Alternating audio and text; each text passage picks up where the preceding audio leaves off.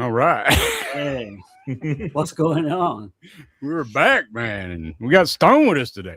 What's going on? What's up, everyone?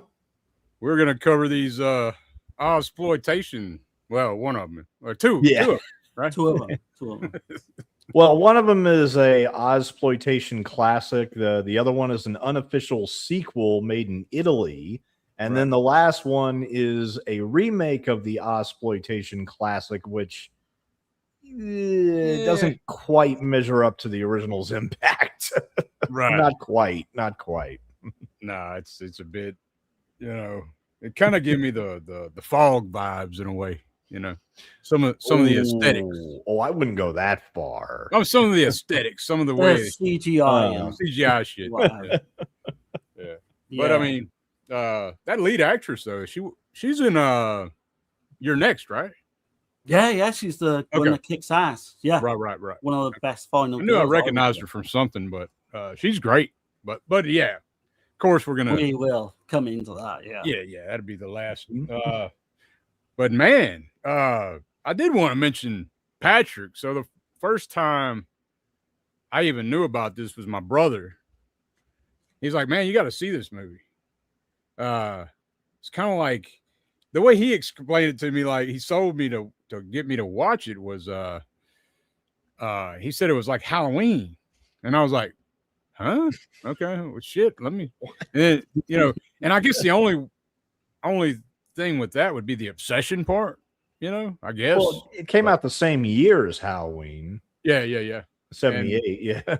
But he's like, you got to see this. It's like crazy ass movie. And I couldn't remember shit.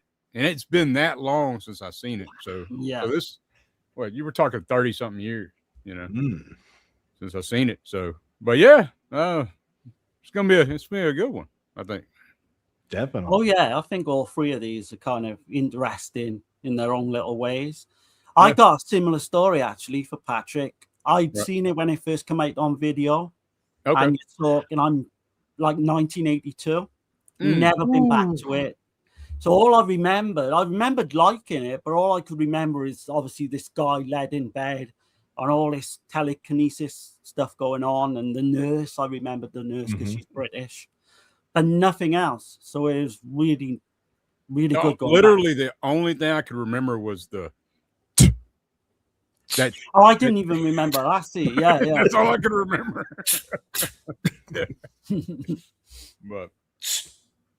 But I did want to say, like, this is the first time we really covered. I mean, we're covering the Patrick films, but telekinetic horror in any kind of form, right? Oh yeah. Mm-hmm. So it is, yeah. So I was looking it up, man, and I watched a film called The Power from 1968. It's got George Hamilton in it. Okay. Definitely can see Cronenberg's Scanners being heavily influenced by that film. It's actually not a bad film. I mean, I know a lot of people might not like the late 60s type films, but I dug it, man. It and then you got, of course, I think the quintessential is Carrie, which we will be doing with Stone too. We'll be doing the Carrie films at some point. Yeah. Oh, totally. 1976. You got Cronenberg's Scanners from 81, of course. The Fury, another De Palma film. Oh yeah. From 78, which is a pretty good film. It is pretty good. I saw it for the first time recently, about 3 or 4 months ago. Yeah, with Kirk Douglas. That ending, wow. Right. That was a hell of an ending to The Fury. Yeah. I don't know if I would call it one of De Palma's like very best, but man, it was good. It was well done. It was very, very well done. Mm-hmm. And then there's one that there's a couple I hadn't seen. Kathy's Curse, 1977. And The Medusa Touch. Have y'all heard of that one? It's got it's a British French co-production. It's got directed by Jack Gold and Richard Burton and Lee Remiker in that one. So I'd be interested to check that one out. And don't forget Zapped with Scott Baio and oh shit, I forgot about Zapped, man. Zapped. He uses his telekinetic powers to undress Heather Thomas. I totally forgot about Zapped. What about wasn't there another one, The Fuzz or something? There was a police officer comedy like similar. Hot Fuzz. Is that the one you're about? Not that one. This No? was in the 80s too, but I can't remember. You're missing one of the best ones ever. Okay. Boarding House, 1982. Never seen it. Never seen it. Oh, And I say that one either. tongue firmly in cheek, but Okay. it's just fun. It's one of the first shot on video. Some people like to call it a slasher, but it's more kind of weird telekinesis shit going on. Well, we kind of did. We covered Ghost House, right? There's a little bit of that going. A little bit, yeah. No. yeah. Which, funny enough, Ghost House reminds me a little bit of Patrick Still Lives. But I will say why, when we come on to it. Right. And then I was looking through like Italian cinema, and there really wasn't. I mean, they had, telepathy. Village of the Damned in 1960 was telepathic children or whatever. But Deep Red, I mean, it's all psychic type stuff. So there's really no. But anyway, that's a whole different rabbit hole I was going down. but man, well, I definitely want to do The Changeling at some point. Yeah, George C. Scott. That'd be a one-off. Big one-off, like massive. That's a huge one-off. Yeah. You know that The Changeling in 1980, at the very first Canadian Film Award ceremony, the Genie ceremony, it like swept the awards with like 9 genies.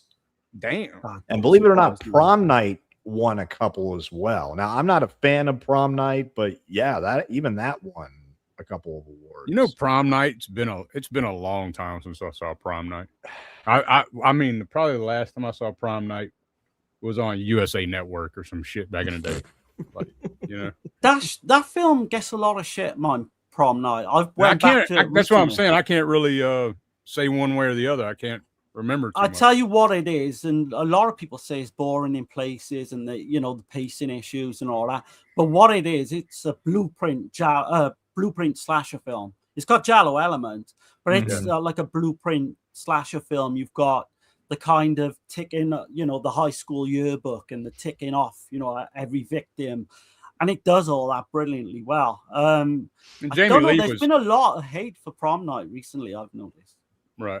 Would you put it over Terror Train? Because I remember Terror Train. Oh, that's tough. I would slightly prefer Terror Train. Okay. I do slightly prefer Terror Train too. Yeah. Okay. And I especially prefer Richard Franklin's Road Games, which he did. Road Games at that time. Yeah. Road Games is great. Yeah. Mm-hmm.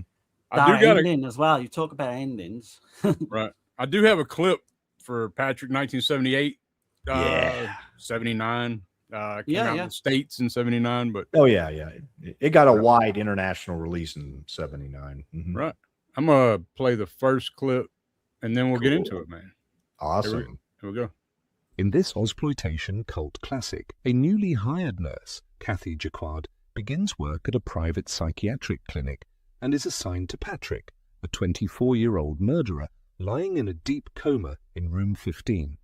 Though officially brain damaged and senseless, Patrick has developed telekinetic abilities, a seventh sense, allowing him to read thoughts and move or weaponize objects from his bed. As Kathy becomes the object of his obsessive fixation, Patrick's psychokinetic outbursts grow increasingly violent, targeting staff and anyone he perceives as a threat to his relationship with her. The film leans into slow burn tension and Hitchcockian set pieces with a cold, unsettling clinic atmosphere and moments of dark humor in the dialogue. Special effects are modest but effective for the era, and the frog brain injection scene is frequently cited as genuinely disturbing. Its European appeal was amplified by Goblin's pulsing prog rock electronic soundtrack, aligning it sonically with the Italian giallo and horror boom of the late 70s. For lovers of cult cinema, Patrick, 1978-79, is a must-watch Ozploitation title because it sits at the perfect intersection of telekinetic horror, art house sensibility, and exploitation energy, a genre film with a legitimately creepy premise, memorable performances, and a transnational cult afterlife that few Australian films of the era achieved. So join Darren Dirk and special guest Stone Gasman as they give their takes. Drop your comments below, slap that like and double fist that hype button. What are you doing? Cheers. Cheers, Mike. Yeah, man. That's it. That's a great jump scare, man. That's one of the great jump scares that never gets talked about. Because it legit scared the shit out of me when I went back. Yeah, I was like, what the? I did not see that shit coming. Especially with that ambient sound going, you know. Oh yeah. Yeah, the sound and the mood and just the, you know, a couple of years ago, I did a video about Richard Franklin's 4 Hitchcockian thrillers because he was actually Alfred Hitchcock's protege in the 1970s before he started making film. Because what happened is that he went to USC and he would promote Alfred Hitchcock, even though at that point he was actually, believe it or not, considered like a hack. Almost. Okay. And so what happened was he asked for a copy of Rope, you know, the 1948 Jimmy Stewart movie. Yeah. And he got a phone call out of the blue one day, and it was Hitch. Said, "Oh, Mr. Franklin, why do you want a copy of my film?"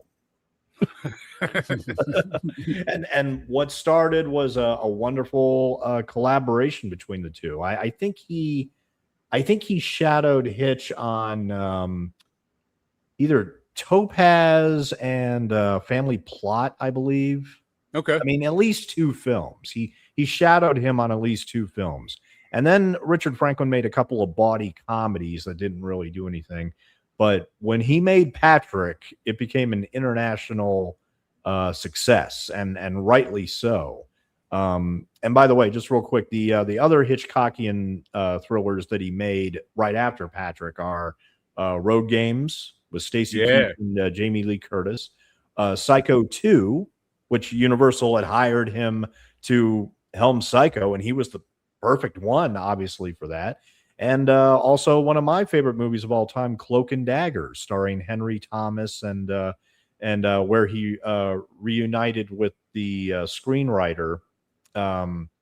What's his name? That later, Tom Holland. Yeah, Tom Holland. Later did Child's Play and Fright Night. So Cloak and Dagger was a childhood staple, man. Like when I remember I got my tonsils taken out very young in the hospital, and I was in a room with another kid. I don't know what his deal was, but they brought he had a VCR, and that's where I first saw Cloak and Dagger. Was probably at like 6 years old, watching, you know, like in a hospital room. That's one of my all-time favorites. Like, yeah. I mean, I did admit in the video that his best film of the 4 is probably Psycho 2. Oh yeah, which I think is one of the greatest sequels ever made. Arguably the best sequel ever made. Oh, arguably. Absolutely, arguably. And yet, at the same time, what's kind of sad is that after those 4 Hitchcockian films, his career was never the same. It kind of nosedived. Because what happened was he made a movie called Link with Elizabeth Shue about a crazy orangutan, or rather, I think a number of orangutans. And aside from one weird nude scene of Elizabeth Shue in the bathroom, it's just I don't understand what Richard Franklin was trying to do with that movie. I can't remember if I've seen Link or if I'm mixing it with Shakma. They came out at the same time, didn't they? Yeah. And then he made FX2 with a sequel to the first FX, The Deadly Art of Illusion, where evidently he left the production about a month early and went back to his native Australia. And the guy that took over directing was actually Vic Armstrong, who was a stunt person. Famously, he did the stunts in Raiders of the Lost Ark for Harrison Ford. You know, like with the outside the truck and everything. That was Vic. That was Vic Armstrong.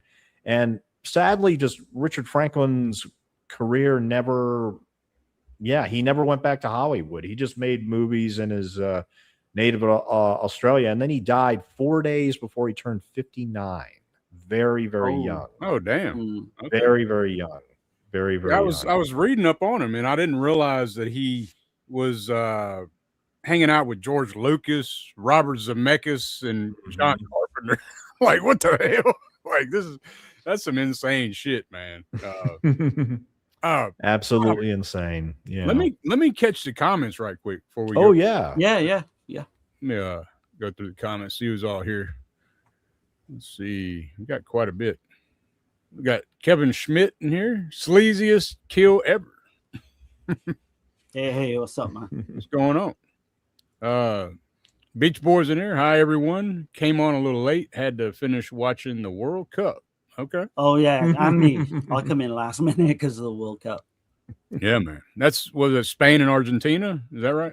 Yeah, it was literally Spain were winning 1-0 with like less than a minute. I have no idea, but I did see that this World Cup thing is like it's getting bigger here in the States too. I noticed people are talking more man, about it's huge everywhere. Yeah. But it's never been this big in the States, I don't think. It's kind of crazy. Catching on, I think. Yeah. Right. Got Russell in here. What's going on, man? He says, hi, Dirk, Darren, and Stone. Ow, have mercy. Hey, what's up, man? Let's see. Everybody's saying, hey, we got Jessica in here. What's going on? What's up, everyone? Stop by to say hi. Hey, what's up, Janice? Great to see you, Jessica. Always, for sure. Let's see. We got Alan Mann. What's happening, man? Hey. Hopefully everybody's having a great weekend, and it's getting hotter than hell here. Just gonna same putting here. that out there. Shit. Have my AC on every day. Yeah, man. I feel for Darren. He don't got AC. So no, I got 2 fans on in this room as we speak. 2 fans. Oh man, that's brutal. It's kind of working okay at the moment. So. I can see 1 fan, but I don't see the other. I've seen old Cajun man. He used to put a bag of ice on his fan.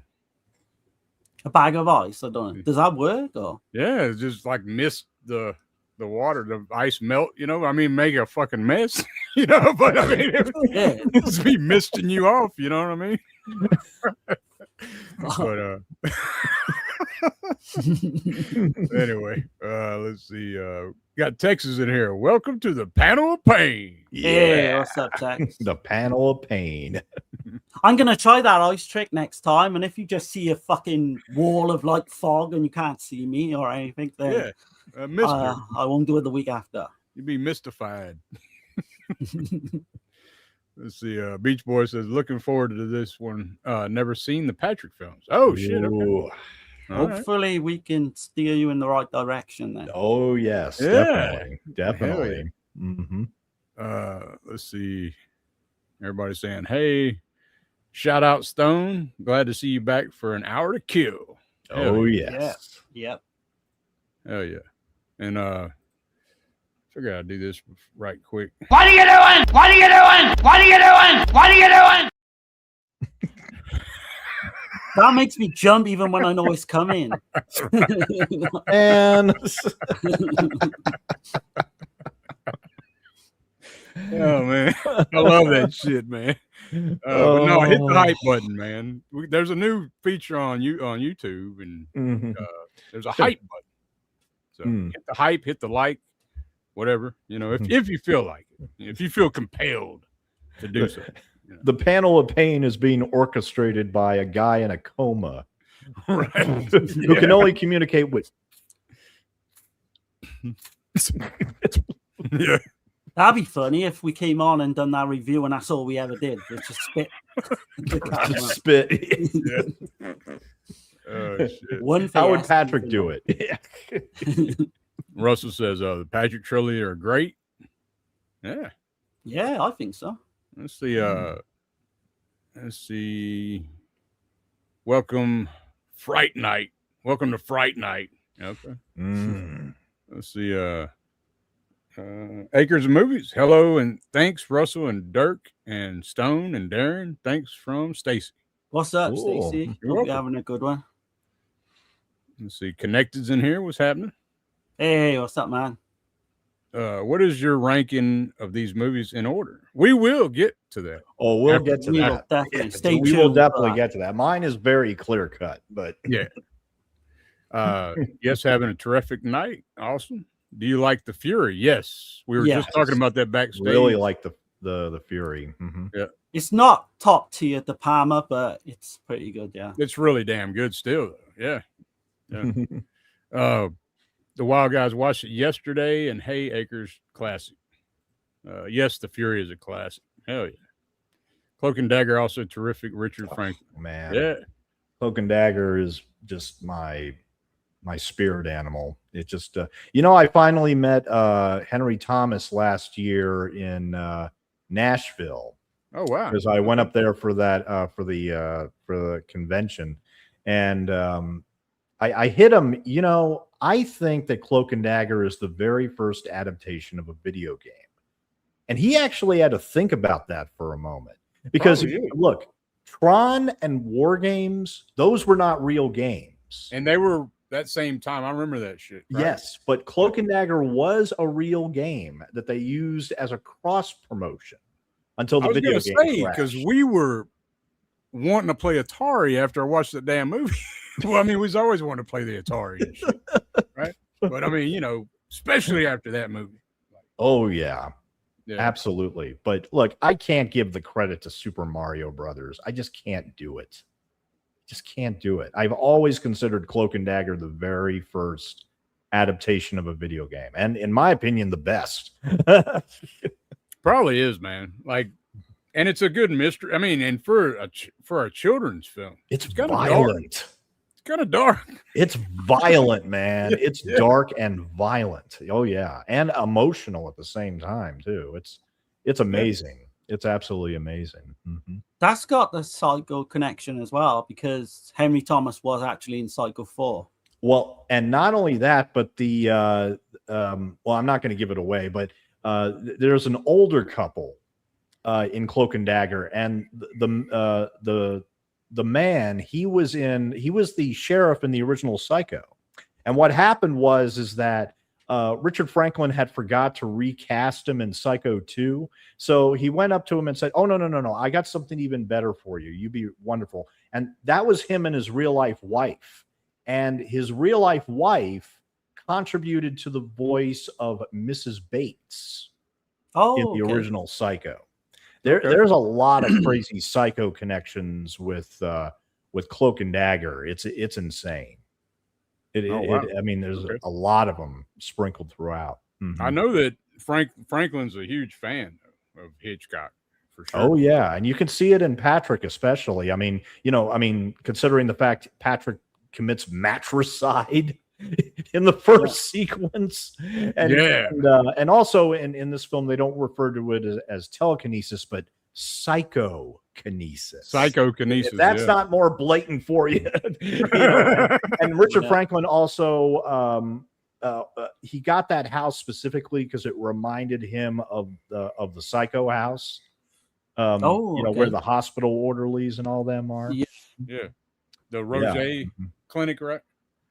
Roger Clinic. Yeah, because the Roger Clinic. Yeah. Hey, now Stone mentioned that, I can definitely see the link between Patrick and his mother and Norman Bates and his mother. It's put two and two together until you just said that. But yeah. I see somebody saying, Russell says Canadian body horror film Bite is not bad. It's like The Fly, but with a bug. And then Mothenhead says, is this the pole in the vagina Italian film?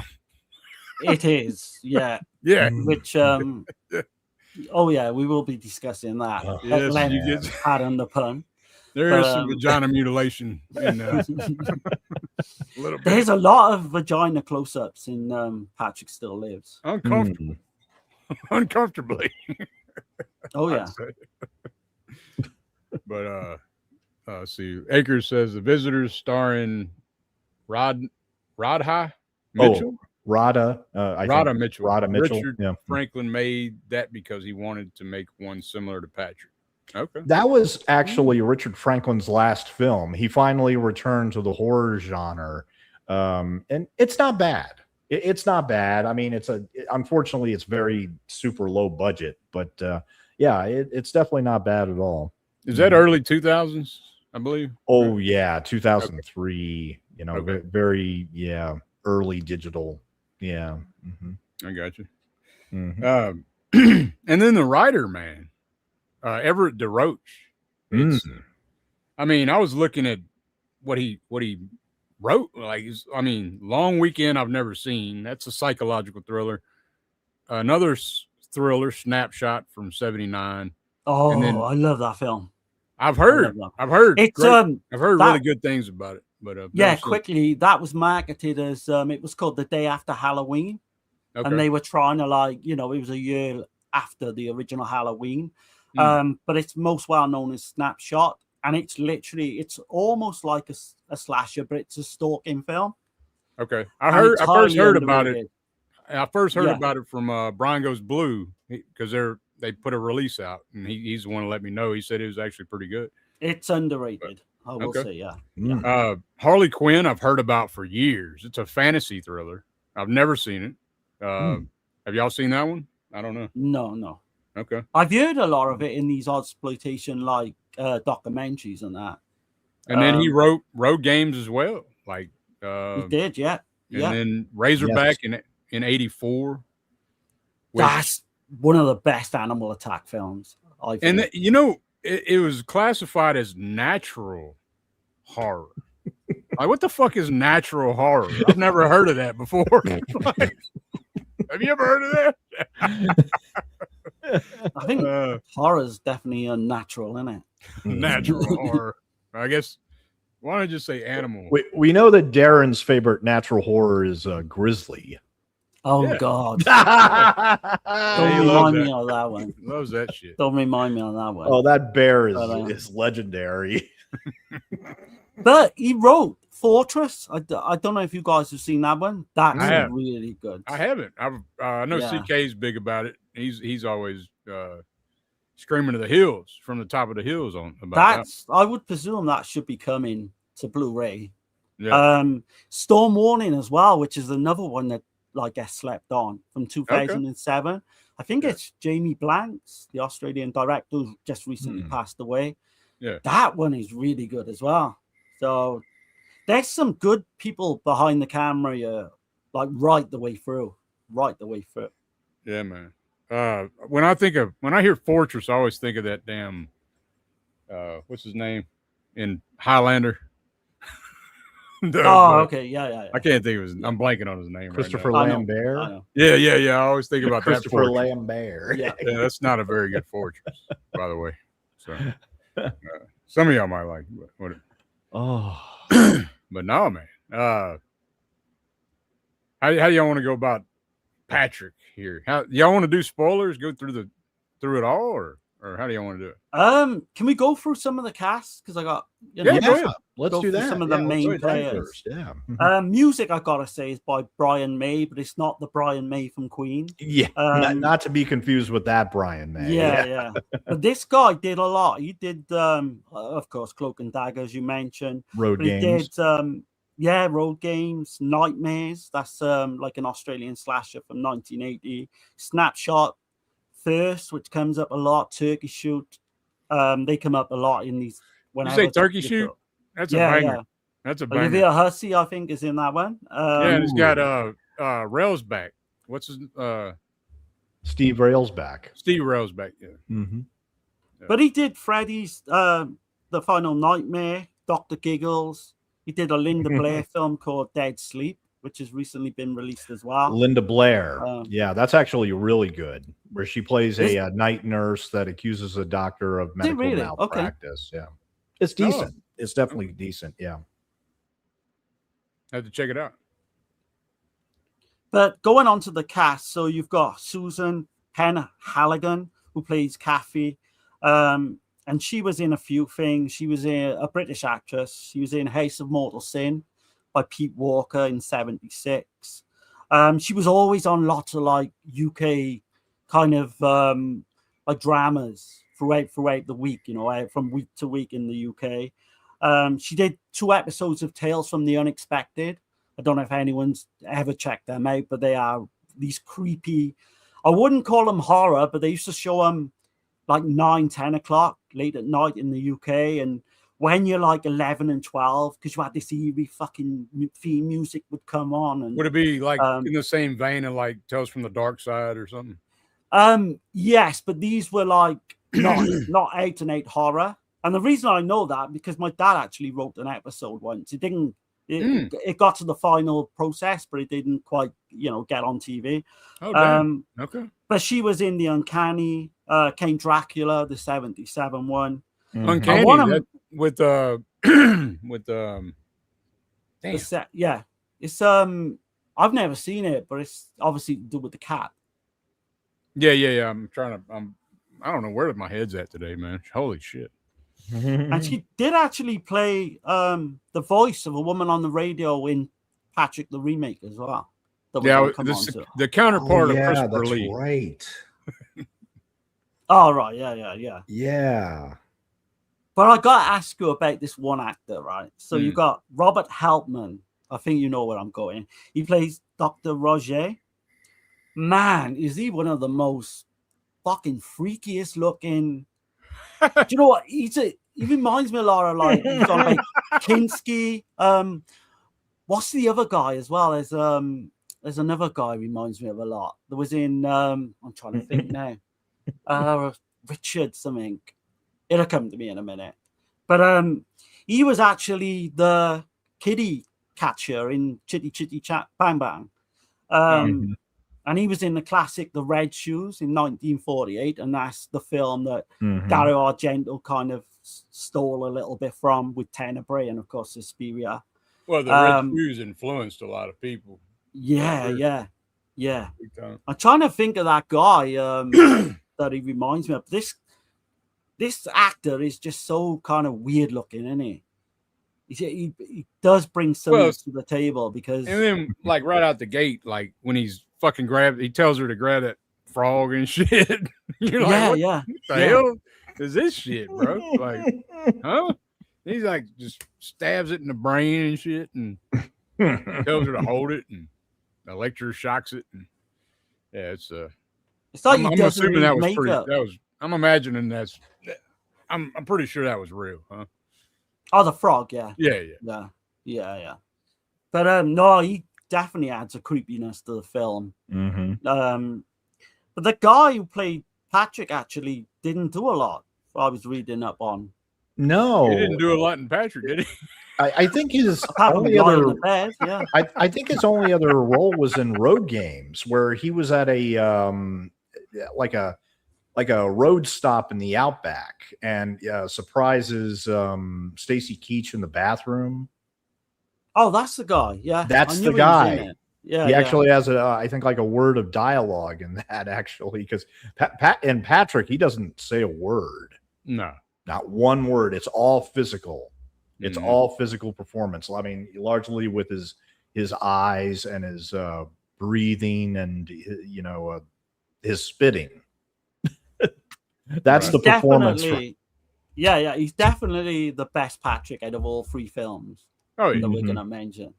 You didn't like Gianni Day? I love Gianni's performance, but technically, I would say this is the best Patrick. Yeah.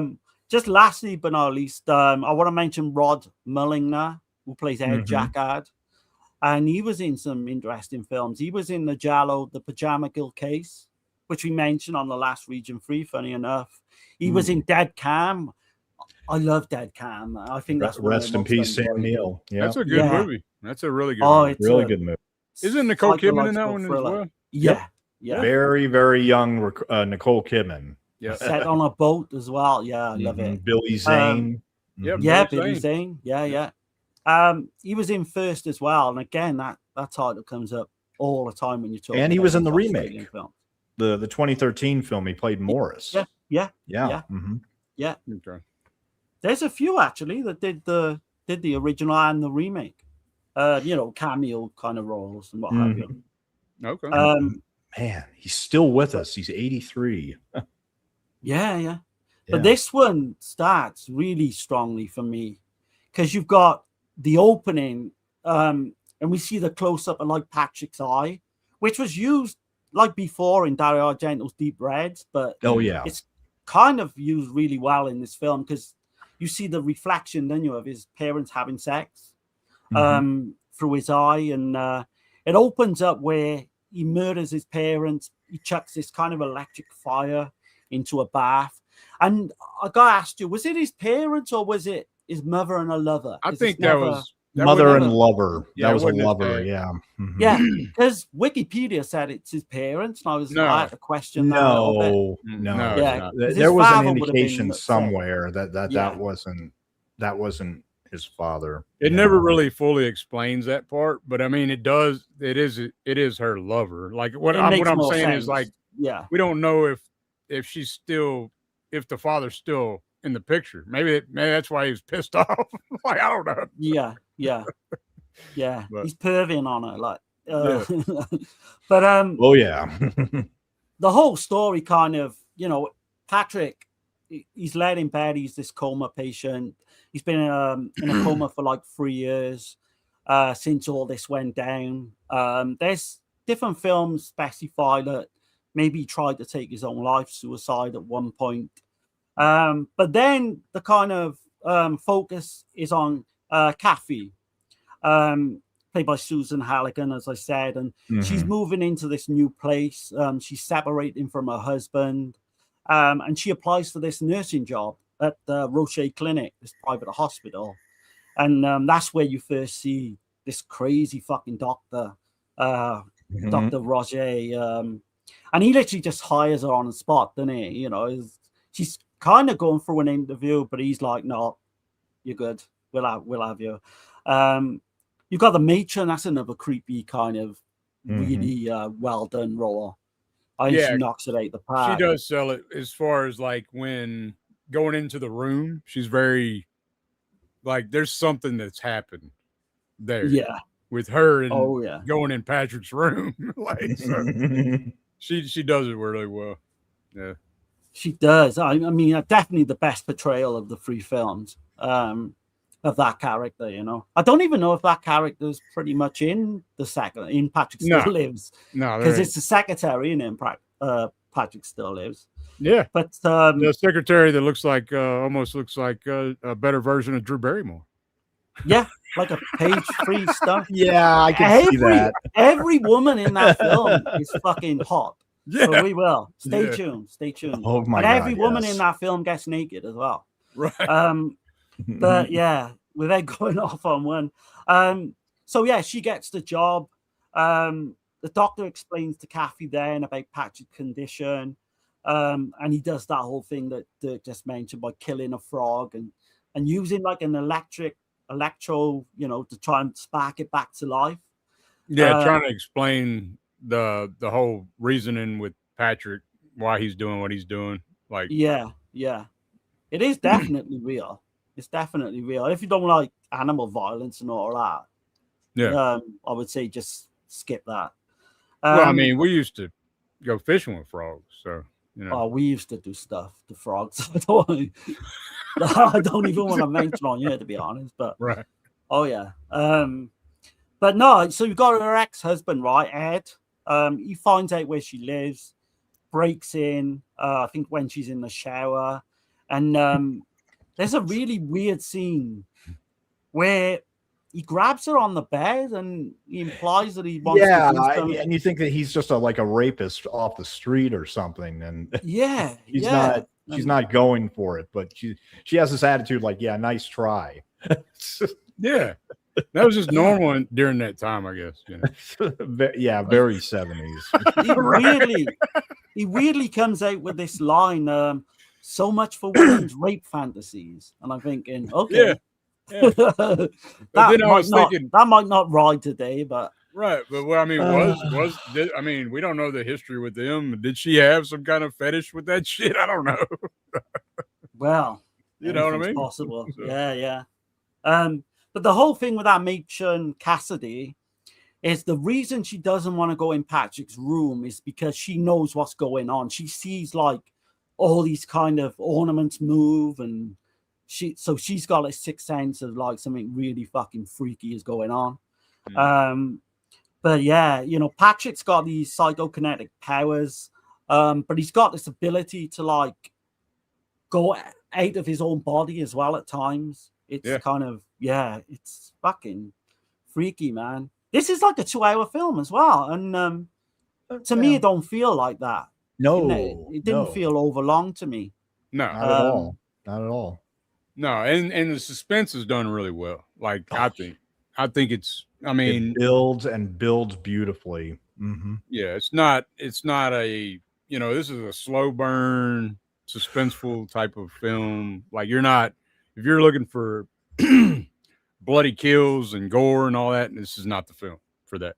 So not really, no. But I mean, it's more kind of supernatural kind of death scenes, if you will, or there's kind of you could say it's kind of funny in a way, but Kathy, she goes to this pool party and she meets Dr. Brian.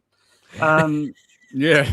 Oh man, that's a scene and a half when he's swimming in the pool. And yeah. It's so bizarre. It is. You're like, what the hell is going on here? Like, he becomes, I guess, he almost drowns, doesn't he? And this force is trying to take him under the water and all that. It is a weird. He tried to get her in the water. It's like, come on in. Yeah. No, what did he say? He said something later about like maybe he got a cramp in his leg or some shit. And I'm like, huh? When he's being questioned by the detective, he goes all kind of, he doesn't want to give too much away in that. You've got this crazy old man at the hospital called Captain Fraser, and he claims he sees Patrick flying in out the fucking windows at night and shit, and you think he's just nuts, but this guy sees everything. He's another one that probably knows everything that's going on in that hospital. What are you doing? What are you doing? Yep. Exactly. But yeah, you know, Patrick kind of brings it on, doesn't he, to another level, and he starts communicating with Kathy through not just through spitting. I think she tries to like get him to say one spit for yes, two spits for no. And he kind of writes secret, doesn't he, on a typewriter? And when he starts using the typewriter, that's when things escalate. Just a little bit, yeah. Just a little bit. But yeah, and he's a better typist than she is, ironically. He is, yeah. Very articulate. I was reading some of his stuff. But yeah, I mean, things get wackier, don't they, from then on in, and you get some really good, like I say, kind of supernatural element, kind of death scenes, and what would you call this? Like a supernatural thriller? Because you can't really call it a slasher. We'll call it a supernatural thriller. Yeah, you could. Telekinetic horror, right? Yeah. Oh, I mean, exactly. Yeah. But all these it's definitely sci-fi horror if you want to be a broader. Yeah. Sure. All these strange occurrences keep happening because her ex-husband, he kind of burns his hands on this casserole and he doesn't know he's doing it. That's a weird relationship they have, I think. Don't you? I find she can't. It's like come and go. She can't make up her damn mind. 1 minute she's all for getting back with her ex-husband, then she's all for this doctor. And that happens in the other film as well, in the last film we're going to mention. But I guess that's kind of the realism part of it too, because that happens all the time. So she's caught in a compromising position as well when she's tending to Patrick at one point, and she's testing, you know, what he can feel and what he can't. And then she decides to find out if there's any life in his dick. Yes. She does. Feel that, Patrick? Yeah. Just as the moment the matron walks through the door. It's like, what? Yeah. Are you playing with Patrick's penis? What the hell? And surprisingly enough, she doesn't get sacked for that. She's like, well, you're getting warned, but it's okay. Just don't was do it just again. a type of- test. I mean, I think she's warned about necrophilia and all that when she's doing her interview early on. Yeah. But no, yeah, there's some great stuff with this. You got her husband as well. He goes back to the hospital at one point to give her flowers, and Patrick kind of sees to him, I don't know how far you want to go with this one now. Because it's going to be weird with the last one we mentioned. Yeah. Because with the last one, all I'm going to do, I think, is just mention the differences between this one rather than go over the same story.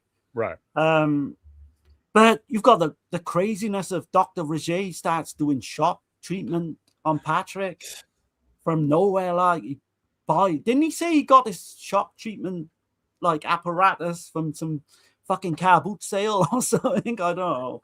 But and the whole, it's kind of bizarre. Yeah. The whole misguided notion is that he's trying to test what the limits are right before death, essentially. Right.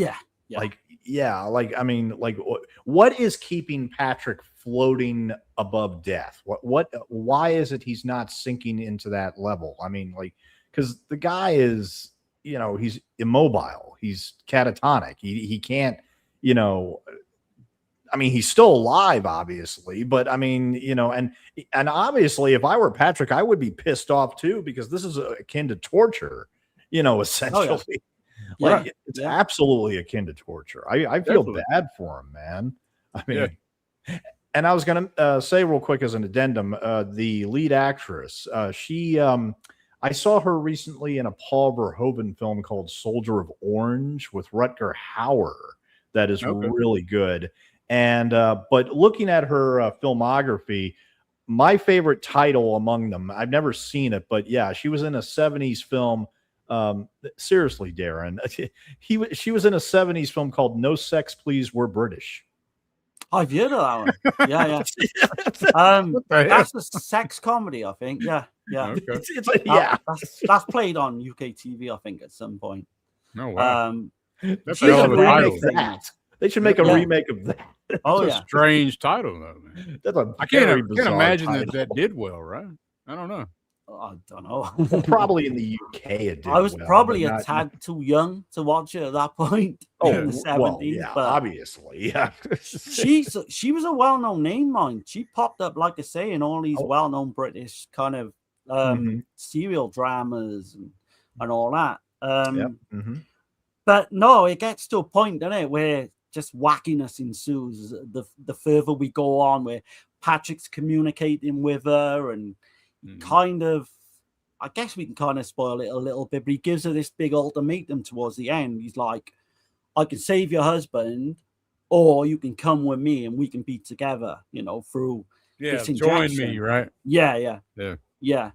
And that's kind of what it all kind of comes to a head about, doesn't it, really?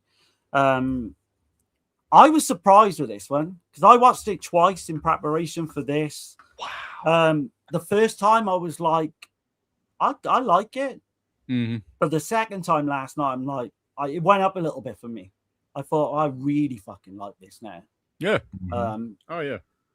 Then, of course, I've done the old letterbox thing where I give it 6 out of 10 on the first watch early on in the week. But I need to go back and up that now because this is like a 7.5, 8 for me. I don't want to jump the gun. I don't know if you guys got other things you want to mention about the film as well. Well, I wanted to mention the physical media real quick because I think Patrick was originally released by Severin Films on, I don't know if they put out a Blu-ray or just a DVD, but recently I got this Indicator set, which is really, really cool. Very, very hard box right here. I love That's the one I want. That is awesome. Yeah. This is one of the coolest things I've ever seen. Oh yeah. Here we go. Here's the cover. Oh, that's right there, amazing. And there's the back with all of the holy shit bonus material. There's a lot of stuff here, guys. Yeah. Just real quick. They do a great job. You could see it on the screen, but I also just to read here real quick. There's 3 cuts. There's the original Australian cut, the U.S. theatrical cut, which is like 20 minutes shorter, and then there's an Italian cut with the Goblin score. Hell That's yeah. right. Yeah, Yep. There's an onstage interview with Richard Franklin, interview with Richard Franklin and Everett DeRoche. Not quite Hollywood interviews. Extensive selection of outtakes from Mark Hartley's acclaimed documentary, and he directed the remake of Patrick. And also, here's a booklet, a very nice booklet. There's Richard Franklin right there, directing Patrick, and I love the back right there. And it's got a lot of stuff in here. I mean, lots of interviews and stuff like that. This is a packed set. I need to get that. Indicator slant. I got several titles from Indicator, man. I need to get that though for sure. It's a must pick up. It's an absolute must pick up. I mean, Patrick finally got the deluxe release that I think it has always. I would say in terms of 1978, I think the three best horror films were Dawn of the Dead, although technically that's more 79, but yeah. Yawn we are not fans of Dawn of the Dead on this channel, but yeah, it's fine for you to be. Yeah. Oh, sure. Dawn of the Dead, Halloween, of course, and Patrick. Okay. Yeah, absolutely. I'd have to think about it. But one thing we didn't say that I think that Patrick is probably one of the main films that brought attention to Ozploitation, right? Yes. Internationally, right? And Probably it didn't do well either, did it? I don't think it did very well in Australia, but it did brilliant all over the world. Initially, it didn't do that well in Australia, but it was nominated for several AACTA awards when it did come out. I think it got like 4 nominations, something like that. So it did well critically, but not necessarily at the box office. But once it hit internationally, and especially in Italy, where it was such a huge hit that they made this the sequel, quote unquote. But I would say, I mean, I'll give it a 9.5 out of 10. Oh, okay. I absolutely adore Patrick. I think it's a gem, a horror gem that just it definitely needs to be seen and embraced more. And like I said, this box set is just dope. It is. Yeah, that's definitely going to add to it. If I got that box set, it kind of my score might go up as well. Absolutely. Yeah, Okay. definitely pick that up. Now, for me, I'll give it probably a 7 out of 10.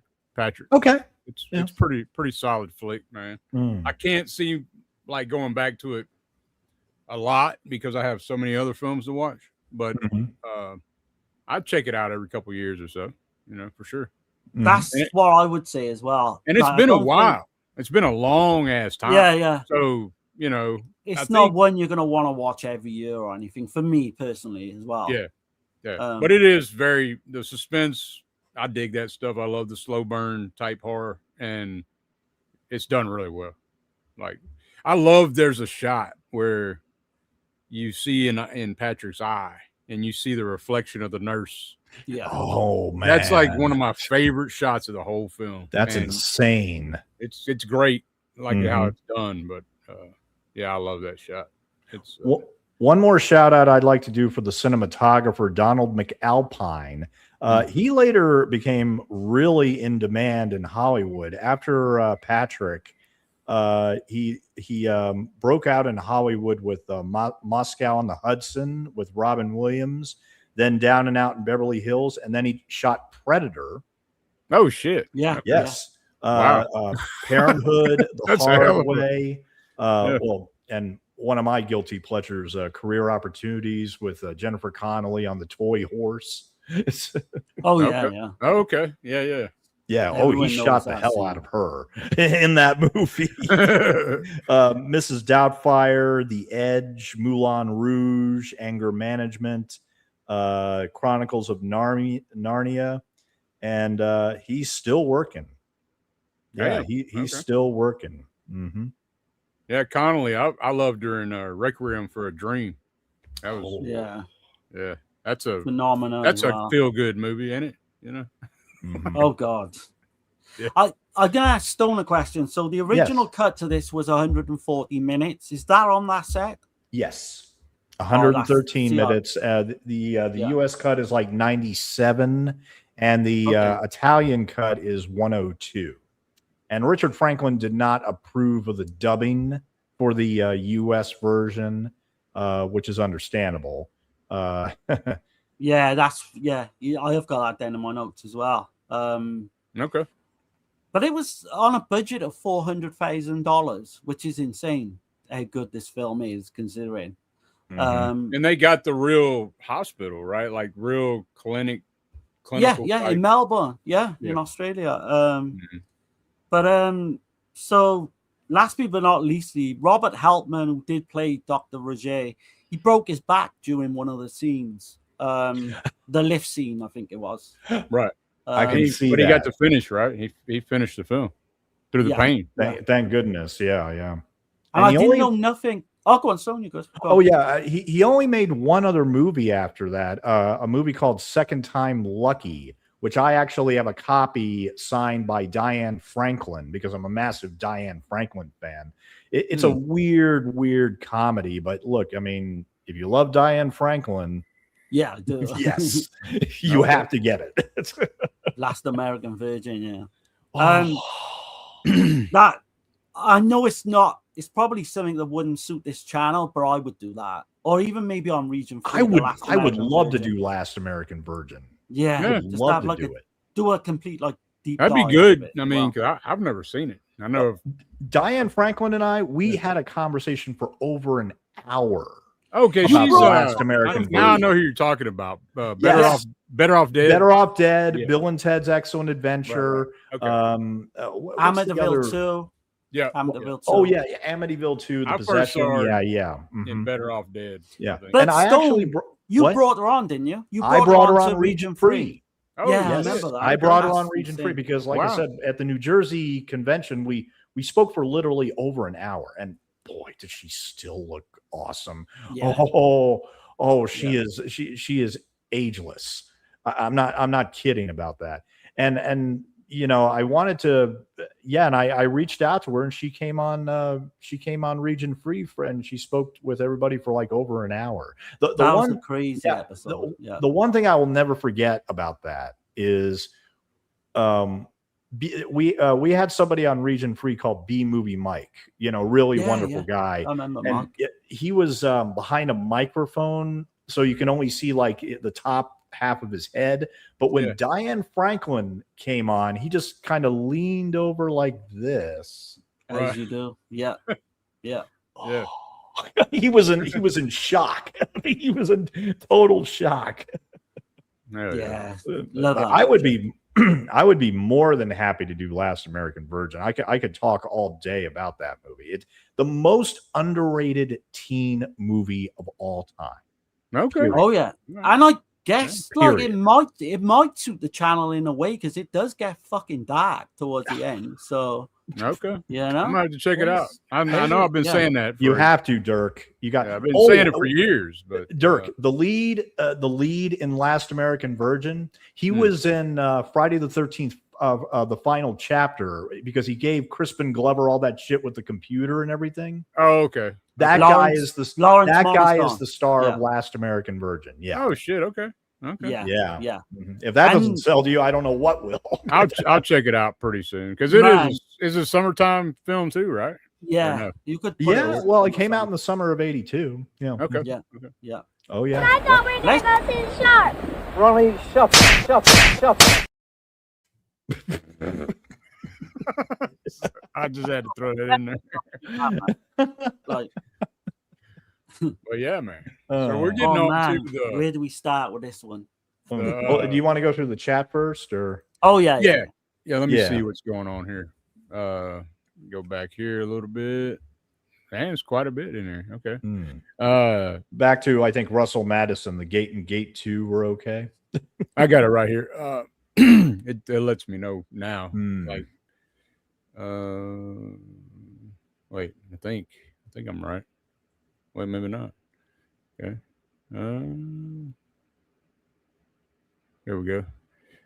Underrated won his final movie. Like we're quite a bit behind. We're like 30 minutes. That was 30 minutes ago.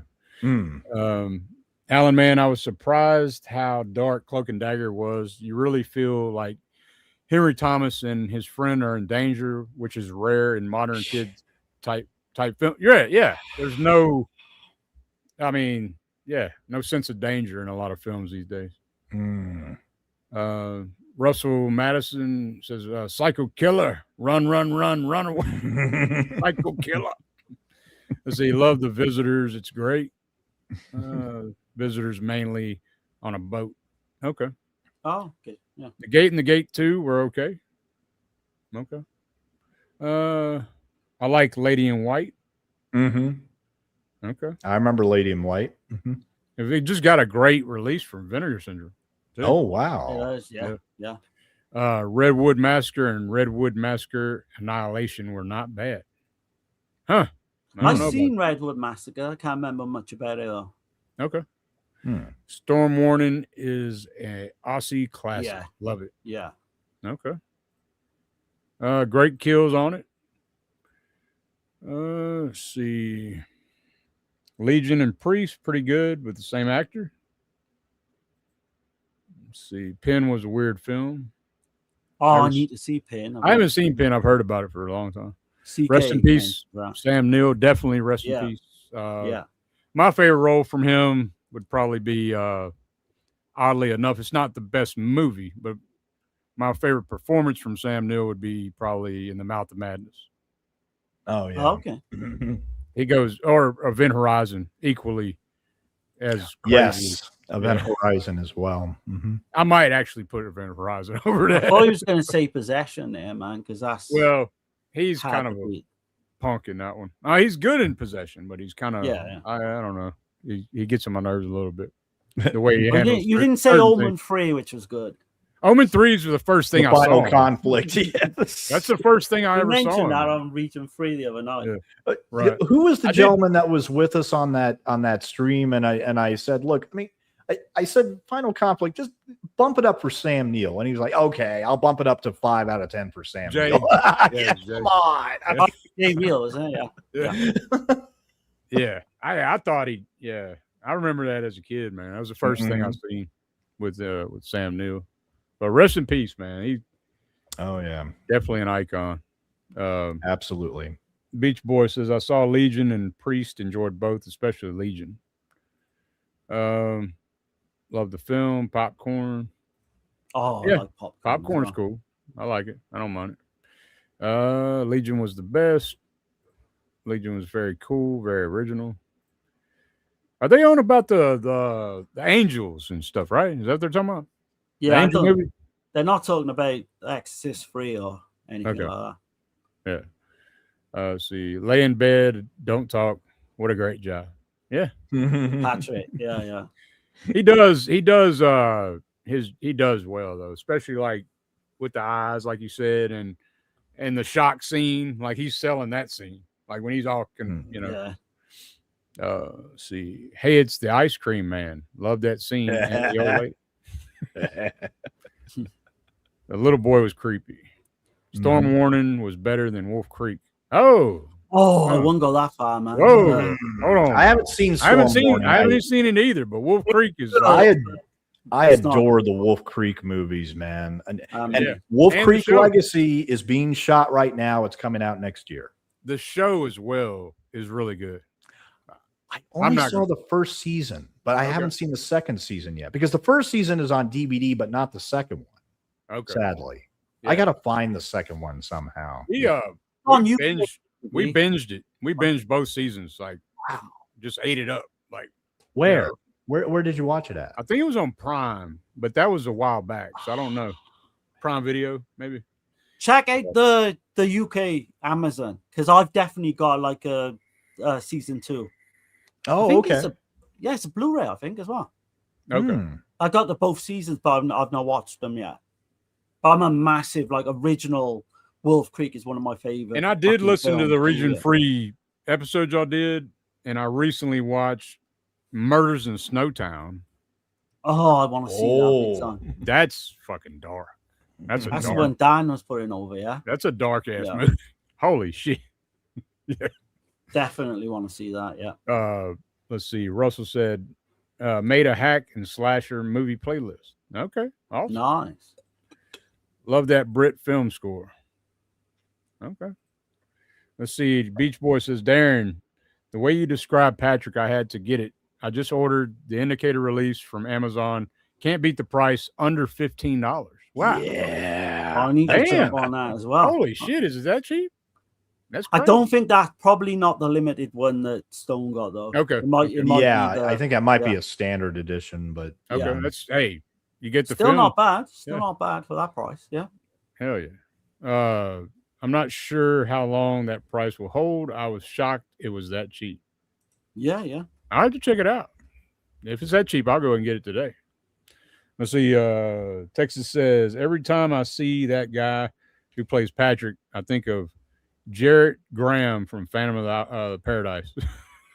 Oh, okay. Okay. beef. I looked on Amazon. The limited edition Blu-ray that I have, it's $20. Okay. Oh, shit. That's And not there's bad. a 4K, Yeah. and there's a 4K for $25. Okay. Okay. Yeah. Nice. Yeah. Mhm. Okay. Let's see. Russell. Oh, he's talking to Tex. Haven't seen the movie, but from the pictures I've seen, absolutely. Tex. He's talking to Texas. Let's see. Crazy and Creepy. Amityville: The Possession is my favorite Amityville, by the way. Great film. Yep. With Diane Franklin. What'd she say? I can't remember what she says to that priest. It's crazy. Let's see. The Sexorcist was funny. The Last American Virgin was great. Okay. I'm going to check it out sooner than later. Definitely. I guarantee Definitely. you will love it. Guarantee. Texas says he was also in Mask as Rocky's best friend. Okay. Yeah. Mask is a great film, actually. Let's see. Rocky Dennis, real life story is sad. Yep. Love Mask. Rest in peace, Jennifer Finch. Fuck cancer. Absolutely. Yeah. Yeah. Rest in peace to Jen. Mm. Okay.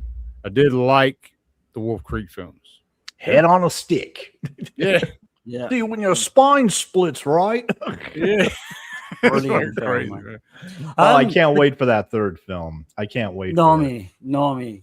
You know, The second one is actually- more like an action film, isn't it? But it's Mhm. not as good as the first. But Next year when that comes out, I would love to cosplay Mick Taylor, but I don't know all the tattoos that he has. That's the problem.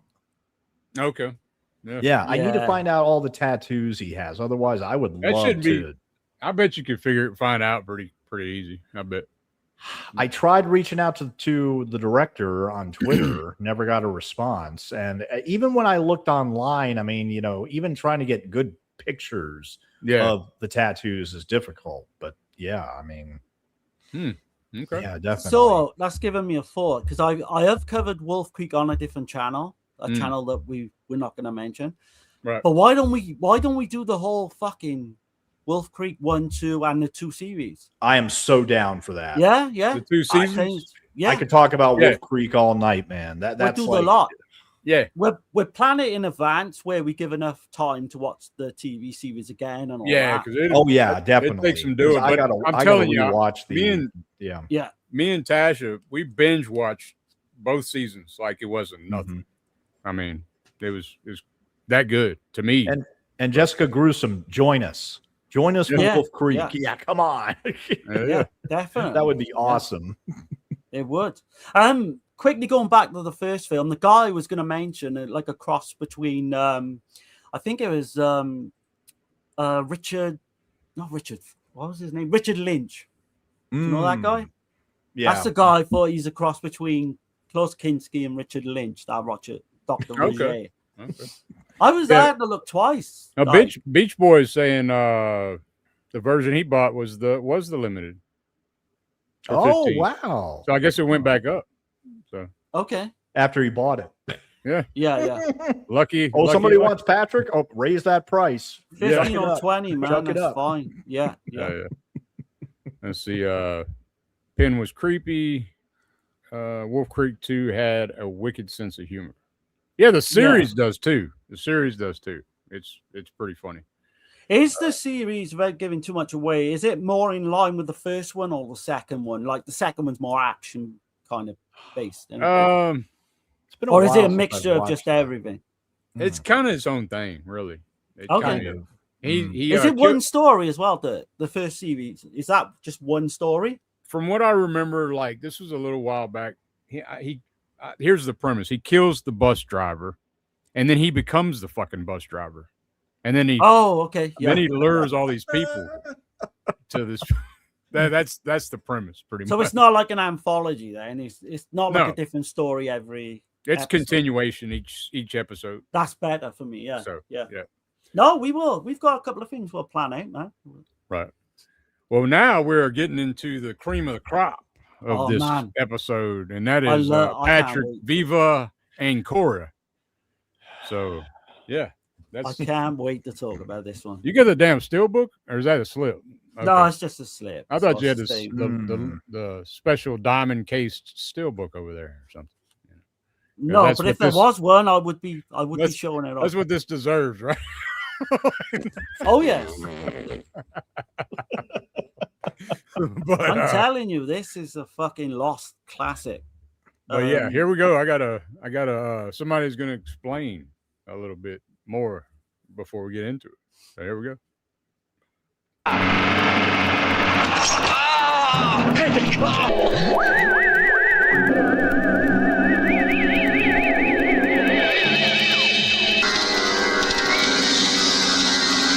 Patrick Still Lives, Patrick Vive Encore, 1980, is a gloriously sleazy, unauthorized Italian sequel/remake that takes the telekinetic coma premise of the Australian original and cranks it up to exploitation extremes. Graphic gore, raw sexual violence, and a convoluted revenge plot that feels like a grimy, low-budget cousin of Giallo and Zombie 2. After a roadside accident leaves young Patrick Herschel in a coma, his father, Dr. Herschel, keeps him in a private clinic while experimenting to amplify Patrick's latent psychic powers. Years later, Herschel lures 5 strangers, each with a dark secret and a connection to the accident, to his secluded health spa, intending for Patrick to exact telekinetic revenge. As the guests are picked off in increasingly brutal ways, boiled alive, decapitated by car windows, impaled with a poker, the film leans hard into its reputation for extreme sex and gore. So we did actually have Jay Real technically on this episode. Right, that's a Texan, man. We just call him Jed. Man, this film I just so much. Yeah, this is a fun one, man. For me, anyway. It's Mario Landi is the director, and he was like really a big time TV director in Italy. But you know, he also did the masterpiece that we still haven't covered yet, Giallo in Venice, 1979. Which will be coming at some point for sure. Yeah. Another super. It's sleazier than this, if you can believe it. Wouldn't you say? It's on a par, I would say. Yeah, I think it's sleazier. There's real sex going on in that one. Like real. I think there's some like real porn inserts in that movie. I mean, that one makes Mary Poppins fucking look like New York Ripper, doesn't it? It's fucking crazy. Yeah. But he did a sex comedy called Batten Story, or The Road Employers is the other title. Okay. Maigret at the Pigalle in 1966, and then I'm assuming that this has something to do with it. There's he's most known for Le Inceste del Commissario, Maigret, which is a detective TV series. He did 4 seasons in Italy. 4 seasons. That kind of tripped me out because it said 4 seasons, but only 16 episodes. I was like, how the fuck does that work? You know? That's like Maigret is like a well-known kind of detective, Right. like in all the old novels and that. So that would be interesting to see what this guy would bring to that in a way. But and then we get the great location of the Villa Parisi. It's about 12 miles from Rome, and so many films have been shot there. It's located in, it's also Borghese. Is it Borghese and Frascati? Frascati. It was built in 1604, this castle, and it was the summer home. I've said this before on the channel, but it was the summer home of Pauline Bonaparte, Napoleon's sister. Owned this home, and the imperial French princess, she was the younger sister of Napoleon Bonaparte. But nah, you get masterpieces like Burial Ground. Man, shot in there. this was a year before Burial Ground, and you can clearly see, right? The shots in this film, the window, you can see clearly from Burial Ground. You can tell they sit at a table. Yeah, right. with the beginning of Burial Ground, it's the same table, the same kind of fountain. I think all the same shit's in the left in the castle. Literally like a year later, so everything looks exactly the same. And if you like Burial Ground, this goes hand in hand. Man. It goes right with it. It doesn't live up to Burial Ground, but it's fucking great. Yeah, thinking of that, and also something I forgot to mention, I'm gonna pull back a little bit back to Patrick 78. I forgot to mention there's another film that pairs good with it. I think it's a good double bill. Is Coma. It came out the same year. Michael Douglas. 78. Yeah. That's definitely a great film. Good one. That's a damn good Michael movie. Crichton. Michael Crichton directed that one. Absolutely. I forgot to mention that, but this believe it or not, but before I'm so sorry, Dirk, before Jurassic Park, Michael Crichton made he was a director of several movies, Coma, a movie called Looker, which nobody remembers. And then he also did this movie, I'll never forget it, called Runaway with Tom Selleck. I remember Runaway. With those spider robots and Gene Simmons. Yeah. Hell yeah. That shit was killer. Oh God, I grew up with that. They had that crazy gun. Yes. Hell yeah. I'll never forget near the end when Tom Selleck is on the elevator and he's going back up on the skyscraper being built, and Gene Simmons looks like the craziest mofo ever in the history of movies. It's like, it's good, Ramsey, but not good enough. Enjoy the view. He had that crazy hair, man. He had that good hair. Gene Simmons was awesome in that. He should have done more. Stole the movie. He should have. He should have done it for sure. Man, that was a great time, man. When I seen those films. But Runaway bombed because it came out the same weekend as the Terminator. So it got terminated. Terminated by the Terminator. I could see that though. That played on UK TV all the time. It played all the time when I was young too, man. But Coma, I remember that disturbed me as a child, man. It was disturbing, man. I was pretty damn young watching that shit. Oh yeah, I need to see that one. No one mentions that really. No, not really. No. And that lead actress, she was great. I can't remember her name, but Genevieve Bujold.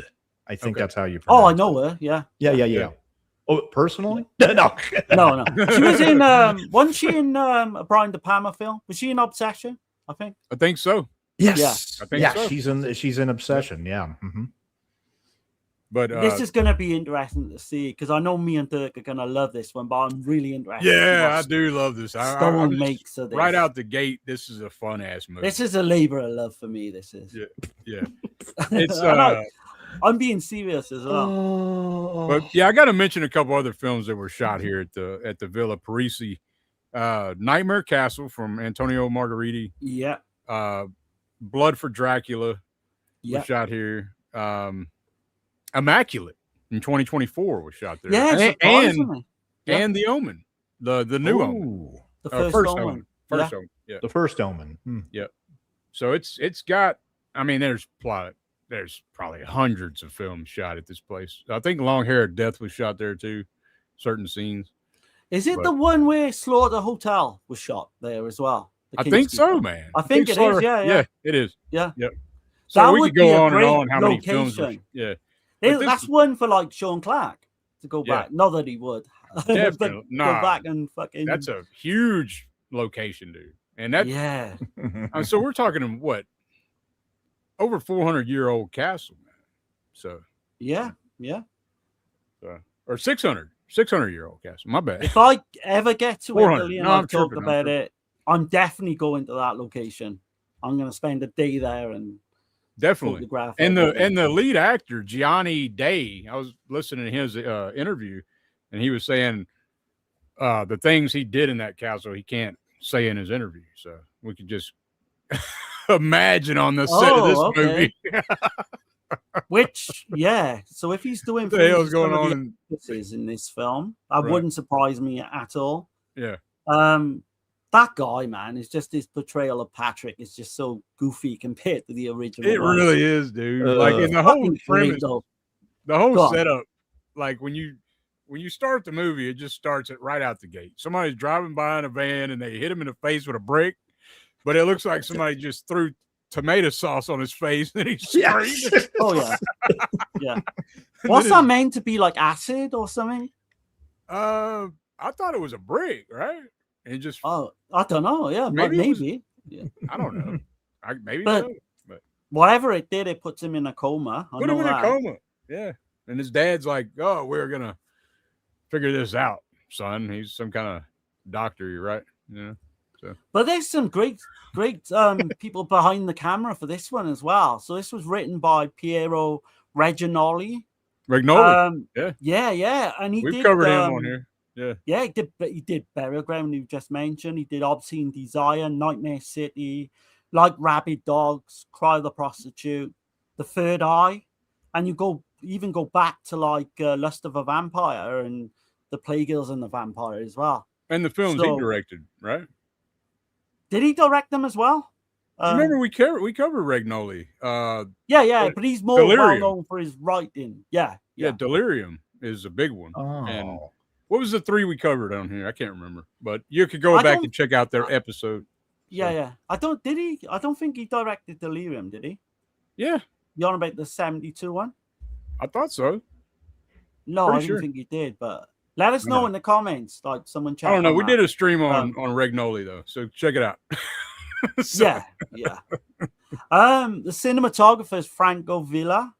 And again, like some good stuff. Shoot First, Die Late, Caliber 9. Hell The yeah. Italian Caliber 9 Connection. is a must watch for anybody. One I of the say that every best. time, but like The Boss, another great one with Henry Silva. Yeah. Who Killed the Prosecutor and Why, which is like this really rare but fucking amazing Giallo film. Slaughter Hotel. Oh man, that's where another good actually sleazy. shot at this house as This well. that would pair good with this one. Yeah, I mean, you could do this. You could do a threesome, couldn't you? This fucking Burial Ground and Slaughter Hotel. That can make wrong, but actually, in context of this film, that can make Yeah. right. Yeah. You know. But music by Berto Pisano. I think this was like recycled music as well. But That Strip wouldn't New for surprise Your Killer, Burial Ground, Giallo in Venice, The Girl in Room 2A, Death Yeah. Smiles on a Murderer, Interrobang that we did last week. And Terabang, man. So, yeah. Y'all check yeah. that one out. That's a pretty rare film. It's hard to find though. So what do you late- think about the cast in this, man? You got Oh, Sasha Pito F, who plays Dr. Herschel.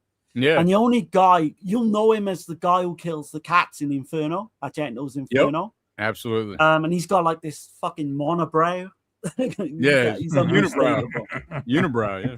And he plays the doctor, and nothing seems to shock him. Whatever's going on in any scene, he's just all calm, collected, sat at the table. Yeah. Totally Gianni- different character in Inferno. Oh yeah. But which is his difference to this one and the original Patrick is he plays Patrick's father. So the Dr. Herschel is Patrick's father in this one. Gianni Day, man, Sex, Demons, and Death, The Last Round, Sex of the Witch, He's in actually a good film. Oh, A Sex White of the Dress Witch for is a Marielle. banger, ain't it? No, that's one of the worst. No. But he's in a White Perfect Dress choice for of words. Marielle. Yeah. Yeah. The fucking cast in this is unbelievable, man. You got Maria Angela Giordano, who plays Oh, Stella. man. Yeah. And she was the reason she's in all these films around this time is she was having it off with the guy who was producing this film. And he got her into all these films like this. That makes sense, actually. Giallo in Venice, they're the three kind of big ones. There's one like the cinematographer, I gotta say, he should have pulled back a little bit in one scene. Like with the poker. I was like, he's really getting in there with that.